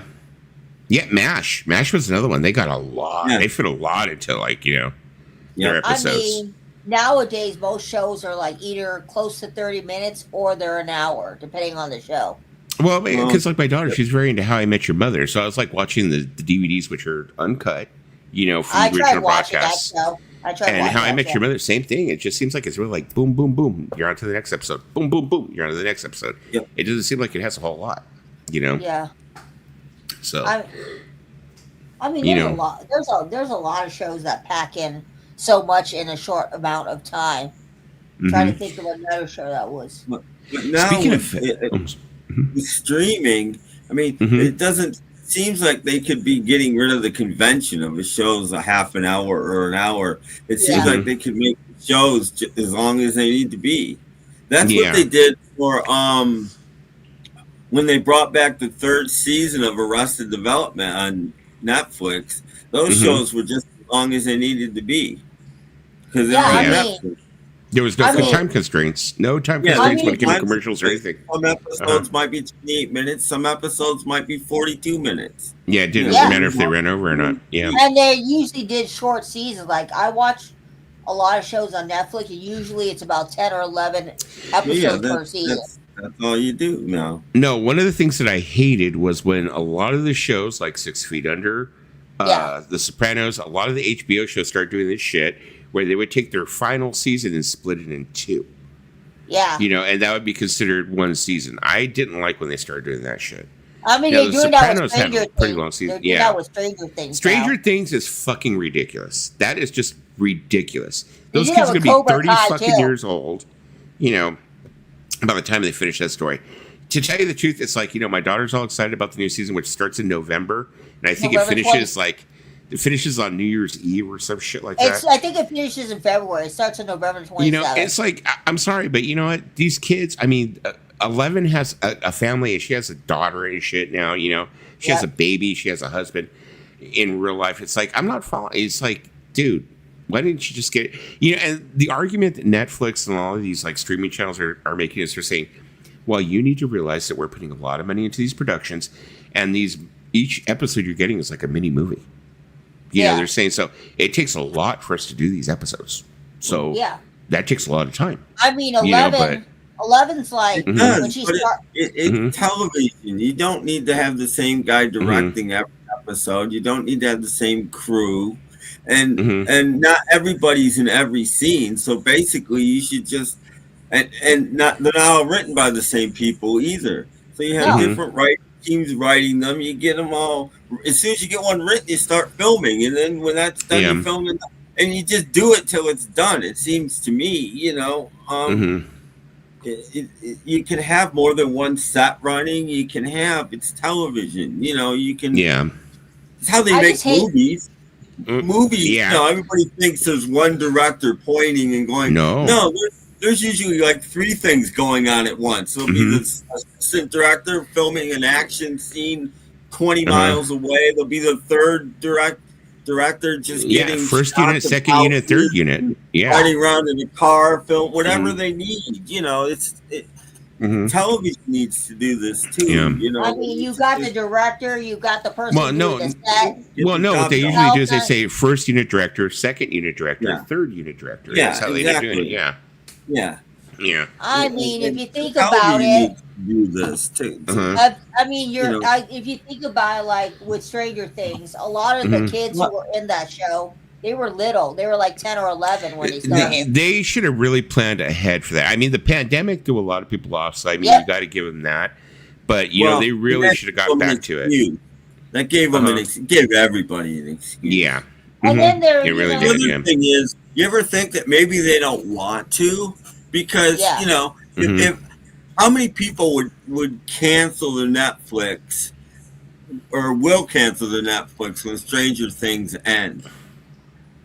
If you do one a year, you know. Whereas if you wait 3 years and then do the next one, this is 3 more years you're dragging these people on that aren't going to cancel their Netflix. You know, the thing is, Tim, I've been a la carted to death. I mean, I don't even know how many subscriptions I have now. The only ones I really pay attention to. Got rid of cable, and now they're paying more for streaming than they were for cable. And I predicted that probably more than 10 years ago. You know who are the fuckers that really push that shit are Prime Video. Prime Video, everything is a la carte. So you get Prime Video. Next thing you know, you're like, oh, but, you know, I want to watch The Walking Dead or I want to do this. And they would do this thing. And as I've had it ever since then, too. My kid's mother, she was really into The Walking Dead and the spinoff shows. What AMC would do, they go, oh, well, if you go ahead and you subscribe to us and you pay us, we'll go ahead and make sure that you can see it 2 days ahead of everybody else. You know, so she was like, oh, I can watch it 2 days ahead of everybody else. I don't have to worry about being home that night. I don't have to worry about blah, blah, blah. So, you know, she would get all freaking, you know, oh, I'll pay it. What, $10? I'll pay it. So there goes $10 for AMC Plus. You know, and then the other one would be like, here's $10 for Paramount Plus because we want to watch South Park or whatever else, you know? Yeah. It's like they get you and they nickel and dime you. Next thing you know, it's like every time you look at your statement, you're like, ding, Amazon, something sticking out. You know? And that's where physical media comes in because you can walk into your thrift store and buy, you know, whole seasons of The Walking Dead for $2 a season. But nobody wants physical media anymore, you know, and then watch it anytime you want for the rest of your life. But I don't want that. Well, like my daughter to watch it every time I want to watch it. Well, like on my computer here, I have the Kodi, which you guys have seen. You know, I've got like that thing is just like. I've got terabytes of movies and television shows. Everything that I want in case the fucking world melts down that I want to be able to watch without the internet, I have in there. And, you know, my daughter was like, oh, you know, I turned around and decided, you know, I was like, let me go ahead and download the shows that my daughter likes to watch. Like I got her like Vampire Diaries, Pretty Little Liars, Originals, you know, a lot of those shitty shows, you know, Stranger Things, whatever. Yeah. I'll have them all on hard drives, you know. Well, the internet went out for 2 days here. Spectrum went out for 2 days. You know, it was gone.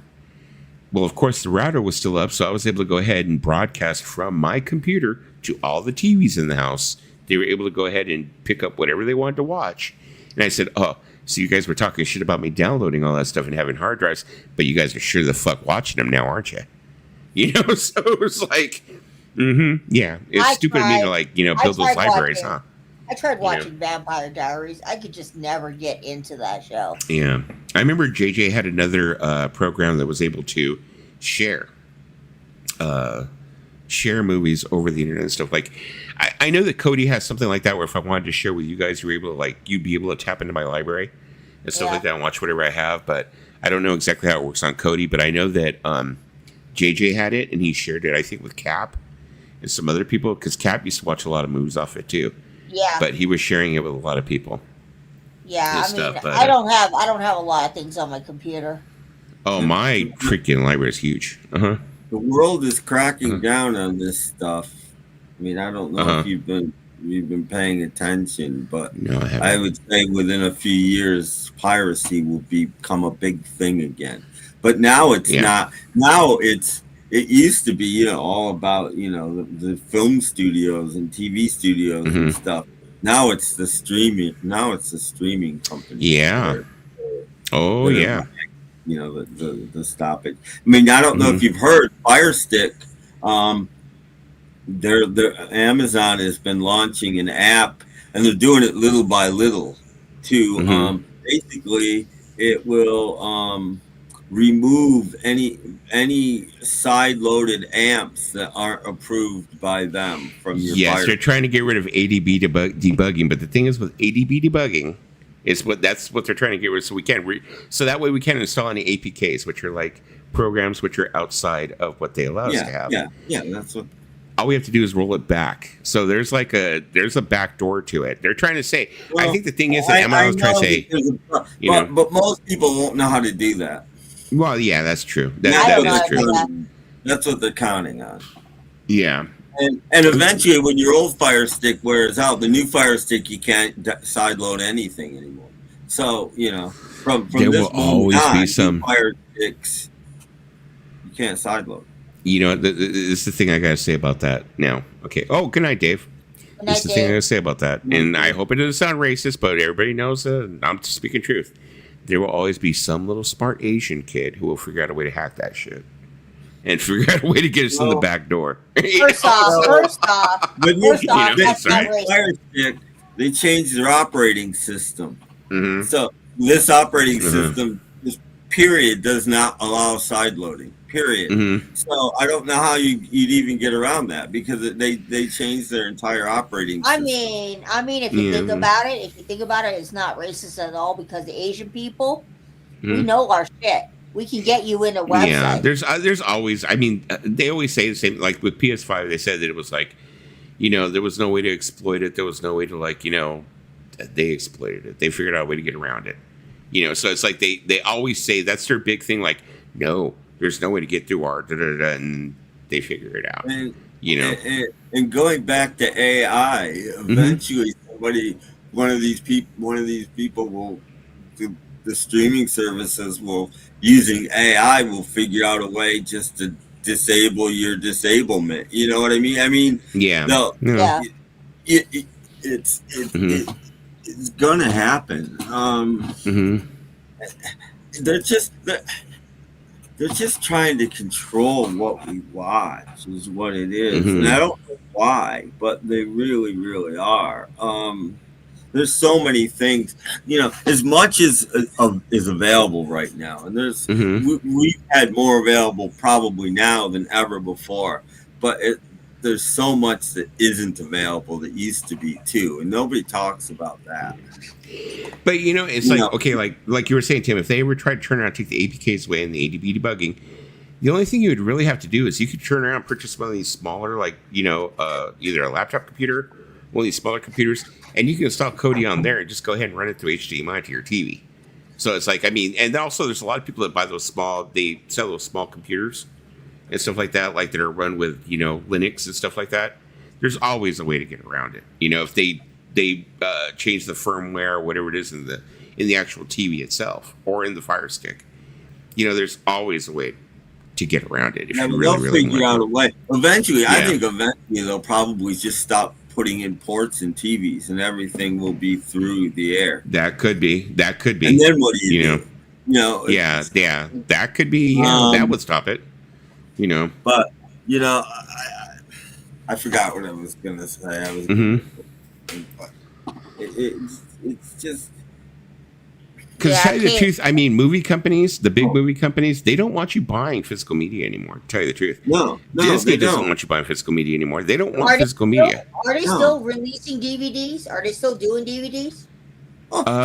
There's more releases. There was more releases last year than ever before.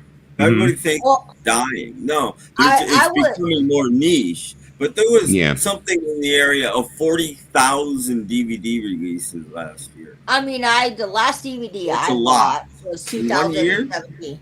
The thing that I find fascinating, Tim, is the rise of the boutique release. Yeah, that's what I'm saying. It's becoming I thought niche. that was like, it's like weird. Now you've got boutique releases. And they've learned not to make too many anymore. So if they announce something, it's generally half the time it's sold out before it's even released. Yeah. So they've made the money. They don't have to worry about back stock and all this. It's done. But what I remembered what I was going to say. I was going to say the weird thing is there are still more than you'd ever guess. Probably 100,000 or more movies, probably more than that were on VHS that have never been on DVD and will never stream and will never. Those are just gone movies now. And that's the problem with no physical media and all that. They control what we watch, and nobody seems concerned about that. That a few people running streaming services control what everybody in the world watches if we get rid of physical media. Yeah. Well, I mean, you have a couple of like streaming services. Not that's any, you have like Night Flight. Okay, like I subscribe to Night Flight. I think it's like $6 a month. But they have a really, really, really unusual lineup on their channel. I mean, they of course show all the old episodes of Night Flight. I don't know if anybody remembers that, but Night Flight was kind of like a campy type thing, Yeah. But they do a lot of movies and they get a lot of Criterion films. But the thing is, you're still at their mercy. So it's like they have it for a short period of time, and you're like able to watch and go, oh look, there's Andy Warhol's, Flesh for Frankenstein or whatever, and you're able to watch it for a short period of time, and then after a year it's gone, and you're like, oh, okay. So, because I mean, a lot of those like Andy Warhol's Dracula, Andy Warhol's Flesh for Frankenstein, a lot of those, I had to collect them, because I was like, I'm sorry, I thought those movies, Udo Kier is just like so fucking, he's like one of my favorite actors, but that's a whole other proclivity of mine, but, but it's just like, so, but, no, it's true what you're saying. It's like, there's a lot of lost media now, a lot of lost media. Yeah, I mean, and like one of my favorite genres is exploitation film from anywhere from the 30s through the 70s. Who's streaming that? No one. I don't actually. There's no one who. I mean, why wouldn't anyone start like a pre-code channel, where it's like all the stuff that was like pre Studio Code era. Yeah, all this stuff. Like this week, I've been watching all of the 30s and 40s like narcotic movies, like Reefer Madness and Marijuana. They were just so over the top. And I just thought you should have said no. I've never seen that before. That might be the best one. That was fantastic. I'm like, oh my god. I watched Narcotic today. I've been watching this kind of stuff. Nobody's streaming this stuff. No. Just like there was a channel that had come out for a short while, and I thought it was like the most excellent fucking channel there was, but they were charging like almost $10 a month, and I paid for it. It was what was the name of it? But it was a black exploitation channel, and they had like every black exploitation movie you could think of, and it was like you'd be able to watch like Dolomite, everything, and I loved it. I mean, I totally like watched everything. Oh my god, But then they disappeared. they went out of business, because it was kind of niche. People were kind of like, whatever. But the thing is that they bigger streaming service bought them. Probably more likely. But this is the thing, though, Tim. This is the thing, though, Tim, is that I don't know if they bought them and buried them. Maybe they buried them, because this is the thing, is that channel or that streaming service had purchased so many licenses from all these movies that when they went down, they took the license with them, and now they're in limbo. So a lot of those licenses, those movies aren't out there. That's what happens in music too. Everybody complains. It's Sony and Warner Brothers that took down my stream, or no, it probably isn't. It's probably bounty hunters, some small guy that has leased it, and because Sony doesn't care about the 10 cents that your video is going to make. They don't care about that. But the little guy that's rented it wants every freaking penny he can get. And it's usually them, in my experience. It's not, I think the person who had really exposed a lot of that was Jared Leto from 30 Seconds to Mars. Although, I mean, he's a piece of shit. I don't really rock with him. But he was the one who had exposed the whole thing that was like the whole industry system, for one. He did that whole thing in Artifact, but then he years later, came out with the whole thing where he was saying, like, talking about how afterwards how they all the corrupt shit that happened later on. So like you were saying. So I mean, it's just it's a headache when you really get into it. I'm like, it's a headache. Big rabbit hole. I mean, I know for a fact when Steven Schnee was having problems with his Schnee TV and them getting taken down and all of this stuff, I know for a fact that it was CD Baby that was doing it. Yeah, like he was saying, they don't even exist anymore. But Jared Leto was saying it was bounty hunters. They still own they still are leasing the rights to all of this music, and it's them, and they're not. They don't. It's just that's why I say it's the little guys. It's not. Well, I mean, Jared Leto was the one who was saying it was the bounty hunters that were coming out, and what they were doing basically is they were making these claims, turning them over to the record companies, getting pennies on it, whatever it may be. But it wasn't because they owned it. They were just kind of like basically being like professional snitches. And that's how it was getting turned over, Johnny D keeps getting pulled for like the stupid. He's like, how did I get a copyright on this? It'd be some obscure tune that wasn't a hit from 1952. I'm like, I'll tell you how. Either it got AI heard it as something else, or some little bastard leases it for $1 a year, and he's shutting you down. That's probably it right there.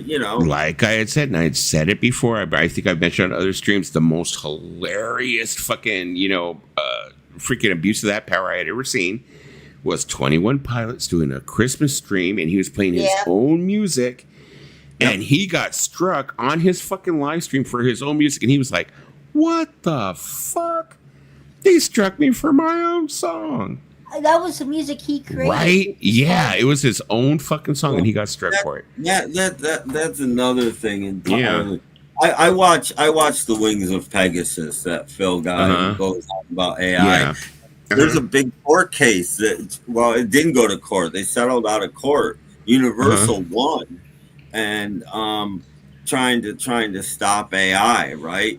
And Phil's point was, these people, these AI people shouldn't be making a nickel off of this stuff. The money should go to the record company. My argument is no, the money should go to the artist. The record company didn't create music either. Yeah. That's my argument. I'm glad it's heading in the right direction, but it hasn't gotten there yet. Yeah. It should go to the artist. I'm sorry, but it should. Yeah, I mean, I don't know. Right now it's like, it seems like this generation is, from what I mean, the way that I really like, what's the best word to say? The way that I best know what's going on with this younger generation is paying attention to my daughter and her boyfriend. I observe them. they usually kind of like give me an inkling of what's going on because I don't hang out with a bunch of kids or know a bunch of kids, you know. So it's like they give me an inkling, and I know that right now it's like their generation is really getting into, they want to start buying CDs. It's like they're almost going into like a hoarder type mode where they're like, oh, we got to buy CDs, we got to do this, we want our physical, we want to have control over our physical media. That's their whole thing, you know. It's like, and I don't know if it's just rebellion against streaming, you know. Hopefully it is, and that's a good thing. But You know? this is the other thing about the whole YouTube thing and leasing and all of this stuff. If I own a small company and I wanna go to Warner Brothers, let's say, and I want to lease, 1,000 doo-wop songs for some purpose I have online or whatever it is. Yeah, I can get those songs dirt cheap, and they'll lease them to me. Anything they got, they'll be like, sure, this is what it's going to cost, and blah blah blah. But if I'm the same guy, and I've got a record label, and I want to put out a 4 CD set using those songs, they'll be like, okay, that'll be $80,000. Yeah. Because they don't want physical media out. They'll lease it to anybody online. You just can't. If you put it out, though, they want real money and your contract's completely different too. And that's, they're my lawyers and, but they have a standard contract if you're not going to put it out. My sister used to collect physical media. She used to collect records and CDs, but then I'll be right back. She kind of stopped doing it. But she used to, because she just ran out of space for it. But let's see what this one says. The thing is that if there's kickback, will the government actually stop it? I don't know. I don't know.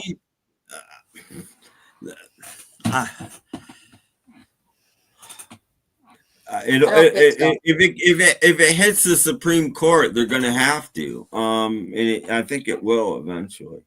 Yeah, I mean, the government has removed a lot of things. Because it's not fair to the artists. And it's already too late to stop it. You're going to have to stop AI at this point because AI already has enough information. Okay, they're not going to get anything new. So what? They've got everything up to 2025. It has enough. It doesn't need more. The door's already been opened. AI is just everywhere. Like, you get a lot of people asking when they see something, is this AI? Well, yeah, and music, and when you hear it, like I said, when you hear it, there's music. There's so many websites out there that this is me, and I'm creating all of these songs, and this is me live, and I have a charitable organization too. If you'd like to donate, there's no charitable organization. You're just giving money to somebody sitting there on a typewriter or on a keyboard for 5 minutes once in a while, creating a new song and putting it's illegal to do it too, by the way. Well, it's against not illegal, but it's against policy of YouTube to not disclose it. Any streaming service, you're not supposed to have it on there, period. And yet the number one song in America is AI. So that's working out really well for everybody. I mean, AI also extends to what my sister does, because my sister's a graphic designer. And a lot of people nowadays are out of a job. That's ridiculous. She might as well become working in old folks' home or something. I don't see how AI can get in there. But because she's not going to have a job. You're going to have a job, and already graphics design is mostly AI at this point in time. Yeah, that's what my sister's been saying. Because my sister she graduated with a degree in graphic design. But the thing, that's a waste. The thing about it is AI is taking over a lot of things. That's what I'm saying. Art, kids' books, 75% of them in Amazon are AI generated now. Probably. I mean, I have not probably. They are.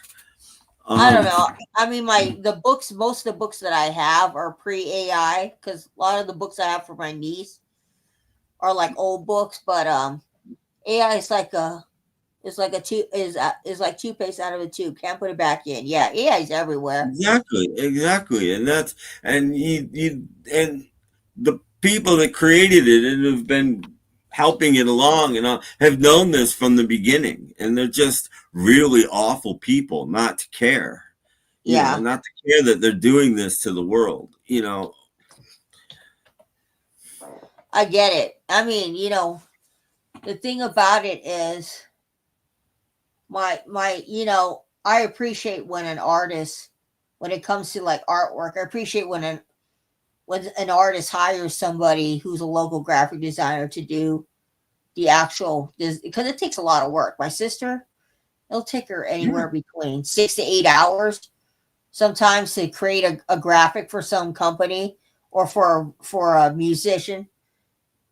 And with AI, it's like AI just, people use it because it's easy and you can create it in like matter of minutes.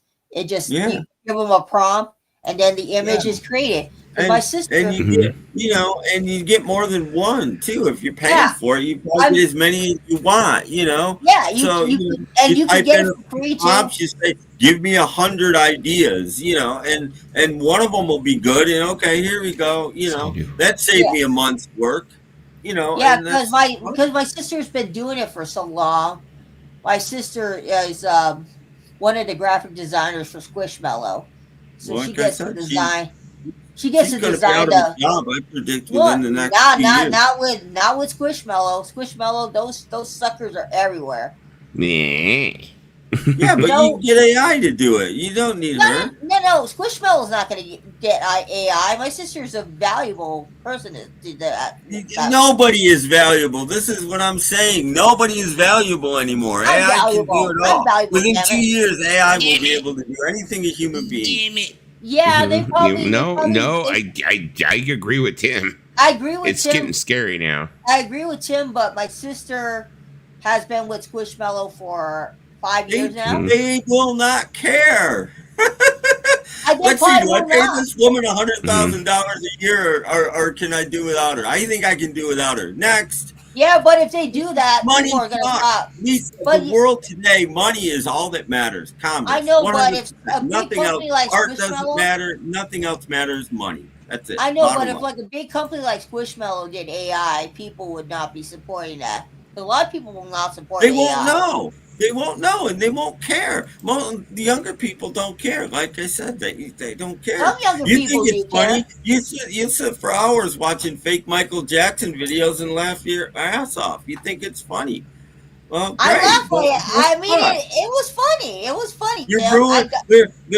They're ruining. They're changing the world in a very negative way. Look, Tim, I laughed my ass off to those Michael Jackson AI because it was funny as hell. I needed laughter today. So thank you, Michael Jackson from the grave. Thank you. I mean, I don't agree with AI 100%. I'll admit it. I'm one of those people that doesn't agree with it. I'll admit that people will lose their jobs because of AI because they're like, why everyone? Pay someone? I think everyone. And I'm not kidding. Oh, what? They're going to have AI for McDonald's now instead of people? Yeah. AI Why can't you have robots? Why would not? Run by AI. I mean, why can't you do that? You're going to tell me they can't do they can't individually? I mean, they already have self-checkout. You're going to tell me they can't do a self-checkout? Yeah, to a computer there's already pull up? stores. I don't know if they ever actually did it, but Amazon was coming out with retail stores with nobody working in them. Robots stock them. No cashiers, nobody working in them. And if you try to go out without paying with stuff, the door will lock or something, and you won't be able to get out, and the police will be called. And think about it, Lisa. Amazon has robots that are able to actually roam around your home and do shit for you. You can tell me that McDonald's is going to turn around and figure out a way to utilize it someday. Packages with robots.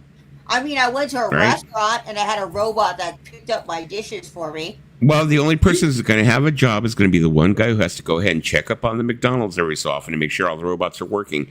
But that's the only guy who's going to have a job because otherwise it's going to be automated 24/7 with people pulling up and fucking paying with their debit card with a chip, going ahead and doing their own order on the fucking computer screen.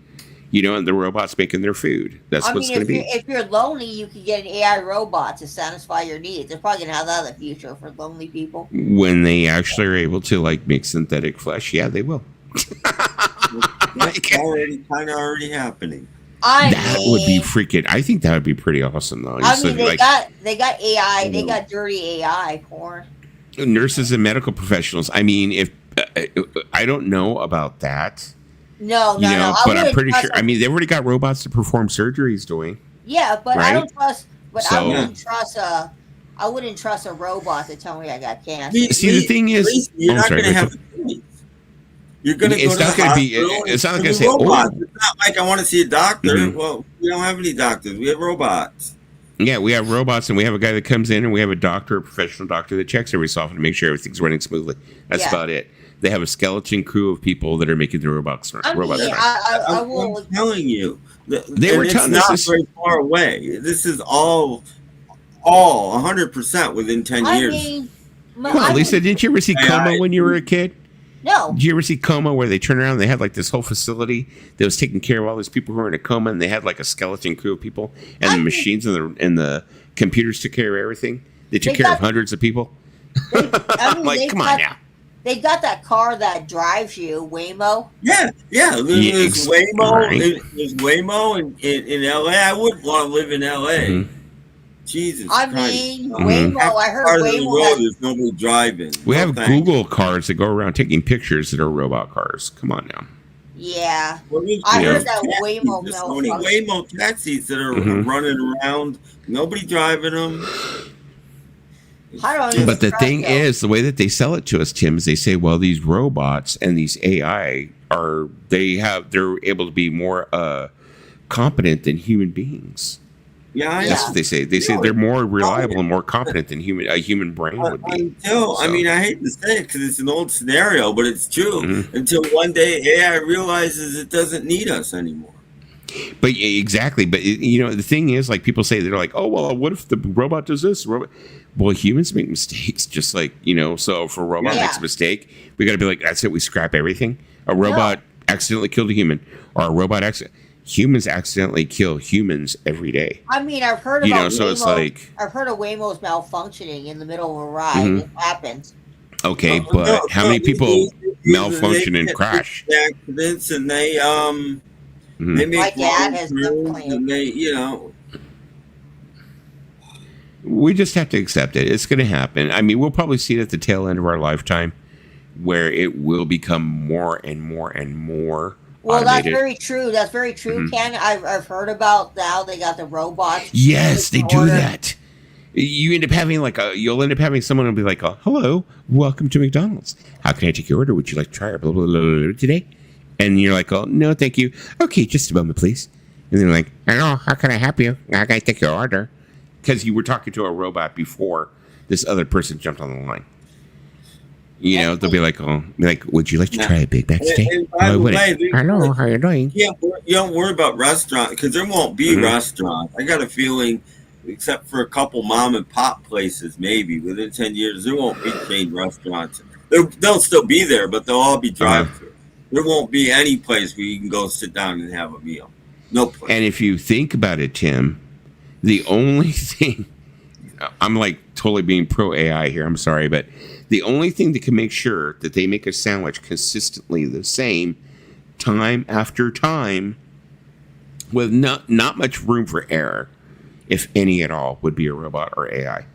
Yeah. Where they can make that sandwich consistently every time, which would actually be profitable to a company. They put the same amount of turkey, the same amount of cheese, the same amount of bacon. They toast the bread the same amount. They make these sandwiches consistently. That saves the company money because there's no room for human error, where we may put a little bit more bacon, we may put a little bit more turkey, we may put a little bit thicker slice of cheese, which costs the company money. So I understand where Tim's saying we are going that way, where companies can be like, it's going to be fully automated. You buy it once and that's it. You don't have to pay. I mean, my local Walmart for a time was doing self-checkout. Now they stopped doing it because people were stealing things. They're stealing them blind, but I mean, when I worked at Dean and DeLuca, this was back in the early 90s. Mm-hmm. We had a security team. I had a security and 2 security guys. And one day they let them all go. They decided, you know, people are stealing, but they're not stealing as much as we're paying these 3 guys. Exactly. They end up going, okay, yeah. How many security do you need at like a Walmart or something, right? A lot. Probably a few $100,000 worth a year. So guess what? You get rid of those and you let people steal a few $100,000 and you're in the same place you were, or better probably, because they're not actually going to steal that much. I remember one time when I was working for Best Buy, we had a regional director come in and he had a meeting with all of his salespeople, whatever it was. And we were talking about loss prevention. And he was talking about, like, you know, that he did not want anybody chasing anyone outside of the store. If they get outside of the store with it, so be it. Wash your hands of it. They got away with it. They can have it, you know? Yeah. And we're like, well, what about blah, blah, you know, because you have a couple of gung-ho dumbasses. We're like, well, no, that's just my store. My pride in my store, blah, blah. He said, he's all, you know what? I'm going to tell you something. We can afford to let go of 3 TVs a week. He's all, we can let 3 people walk in here a week and still big screen TVs, and we will still make horrendous profit. He's all, so you're going to tell me that one guy who's stealing a CD, you're going to go into the parking lot and chase him down? We do not give a shit about that CD. It's very true. You know, he's saying some guy's running out with a DVD player. Let him go. He's all, what we are making in profit is not going to be affected. Yeah. You know, in other words, he's like, oh, it costs us more if you get hurt and you sue the company. It would cost us more than to lose that DVD player. You know, a lot more. He was saying, if you go out there and the kid shoots you and your family sues us, he's all cold, hard, you know, dollars and cents. That costs us way more than that DVD player would have cost us. He's all, we don't give a shit. He's all, they could steal 3 big screen TVs a fucking week and we're still going to make a huge profit. So don't worry about it. If they get out the front door, let them have it. And I was just like, wow, really? So that's the reason why in a lot of states, when it comes to shoplifting, it is like the Wild Wild West. They won't say it, but they don't give a shit. They really don't. You know? This is a different thing, but my boss came up with this, and they started doing it company-wide, which is weird because my little boss at Whole Foods came up with this. Before Amazon bought Whole Foods, they had like no advertising budget because they didn't advertise. So they made a lot of money, right? So they had a lot of money to play with. They were spending millions of dollars a year on advertising. My boss came up with, if you see somebody looking at a product and they're like, you know, and because they're Whole Foods, you know, we sell a lot of off-brand, we sell a lot of stuff that people haven't seen before, and you see somebody do that, walk up to them, say, would you like to try that? Here you go.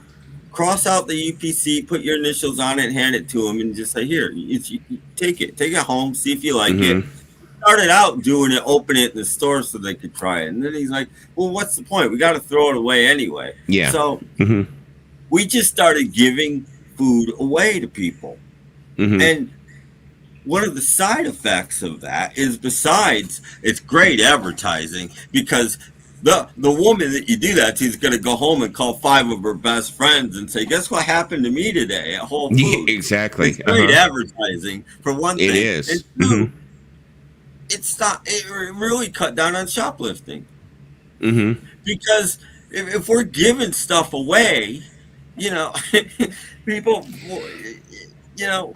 In a strange way, it creates customer loyalty. We couldn't give a $50 bottle of olive oil away. They didn't want us to do that. But anything within reason, under $10, say, just give it to them. Yeah, well, like Dwayne said here, I also see 7-Eleven employees who can't stop shoplifters because their life is worth more than a submarine sandwich and a can of pop. Exactly. Like I remember when I was in college, I was working for a video game store, and I remember we got held up. You know, these guys came in and they stuck guns in our faces, and you know, I was trying to protect the register, you know, and you know, because it was thousands of dollars in there, because we used to do wholesale for video game systems and stuff, 3DO, stuff like that. So at that time, that was like big money. And there was thousands of dollars in there. And I was just like, there must have been like maybe like 15, 20, almost close to 20 grand in there.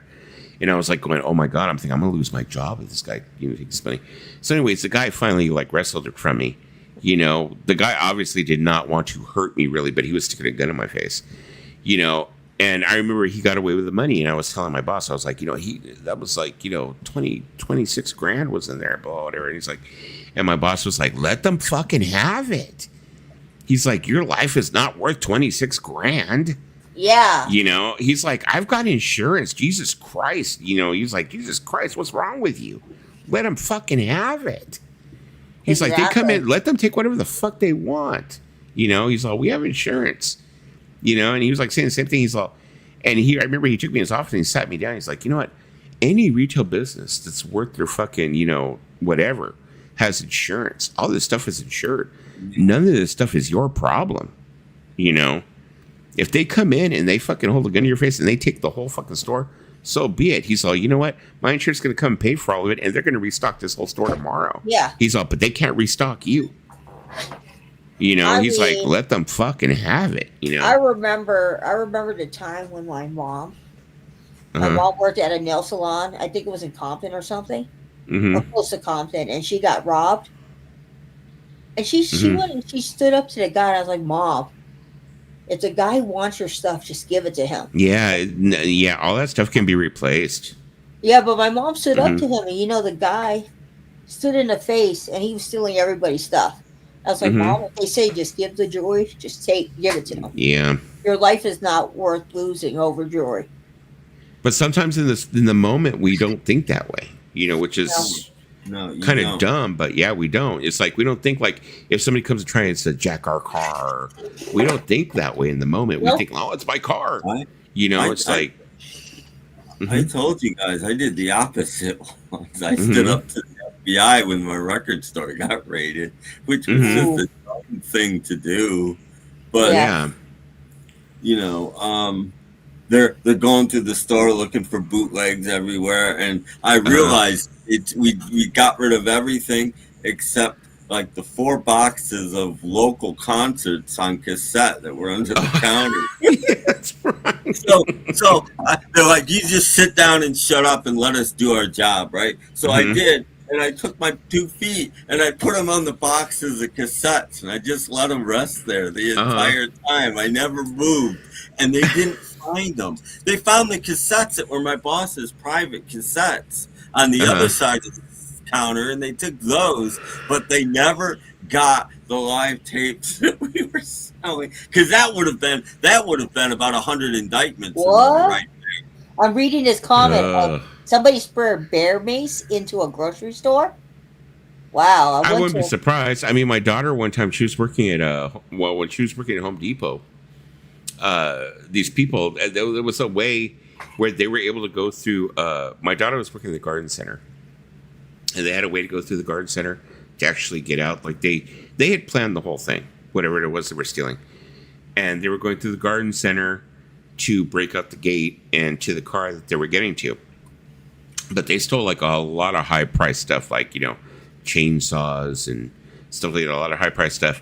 And they were like rushing out, and they like ran into my daughter. They ran into her, they knocked her the fuck over. Wow. They almost thought that they had bruised her ribs or broke her ribs or whatever. And my daughter stood like, what the fuck? And same thing. They laid into her saying, hey, if something like that happens, get the fuck out of the way. They said stuff is not worth it. Let them fucking get it. Whatever. Yeah. If they're that desperate to take it, eating it that rob you. Sometimes. A lot of times they are. But I mean, we got. I don't know how much they got, between 10 and 20 grand worth of electronics at the Sam's I worked at. I wasn't working that day, but apparently they've been scoping the store out, and every morning we had a store meeting. And the store meeting, everybody has to go, and you have it up front at the cafe. And our electronics department was like halfway back in the store at that time, and so was jewelry. And while we were at our meeting, they very quickly came in and grabbed as much stuff as they could. God damn. Got the hell out of there. And they apparently at the meeting, they realized it was happening before they were done, but they knew to go. They had a car parked right out the back. They just went out the emergency exit in the back and were in a car and were gone. And I don't know how much they got, but it was a lot. And they had clearly been there before a number of times, knew what they did, knew the procedures, knew everything. Mm-hmm. Oh, it was a Safeway. While we were open, gone. That's crazy. Mm-hmm. We don't have Safeways out here. We have Safeways in Northern California, I think, but we don't have any in Southern California. But I mean, there have been some times that grocery stores that I would go to, I think, have been robbed, but I wasn't there, thankfully, which is pretty crazy when it's like a grocery store you frequent a lot.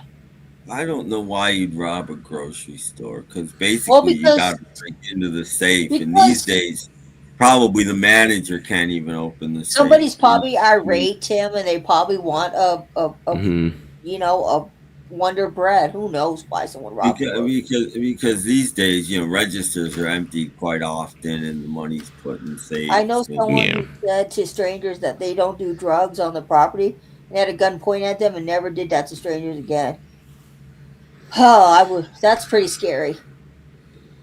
All right, you guys. Well, I'm gonna jump off. I've been up since like 4. I was gonna end this about 12:30, and that is about the time right now. But it was nice talking to you, Tim. Nice talking to you. Being on your stream, Lisa.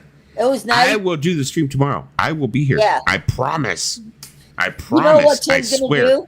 Tim's gonna roll his eye right now. Tim's gonna roll his eye. I know he's gonna roll his eyes. That's fine. Yeah, to me that just means you won't be here. That's all it means. Okay, well, you know what? I'm not gonna be here.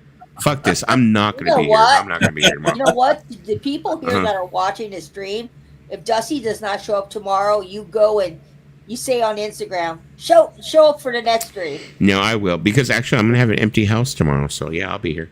Yeah. The house will be empty, so that means I can go ahead and be myself. Yeah, it was nice having. I just want to say thank you, Dwayne, for being in the chat. Dwayne. Thank you, James, David, Tanya. Thank you for bringing the liveliness, Dave, and everything I might, else. you know what? Actually, tell you the truth, I'm a liar. I might stop by her stream. I promise her I'd stop by. Okay, I might. Okay, stop by and Richard, thank you for being the number one hater of our stream. We always appreciate you. Always, like always. Always, yeah. And. DJ Trish and that girl Groovy Lisa and William. Thank you, everybody. I will probably stream again in the near future. I enjoy having people back up on a panel. Mm-hmm. StreamYard, get your shit together. I will do another panel tomorrow. I'll be quiet. Yeah.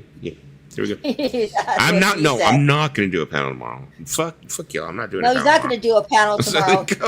He's gonna be binge watching Breaking Free Amish. There you go. All right, talk to you guys later. Bye. Bye, guys. Bye, Tim. Bye. Bye. Thank you for being on my stream.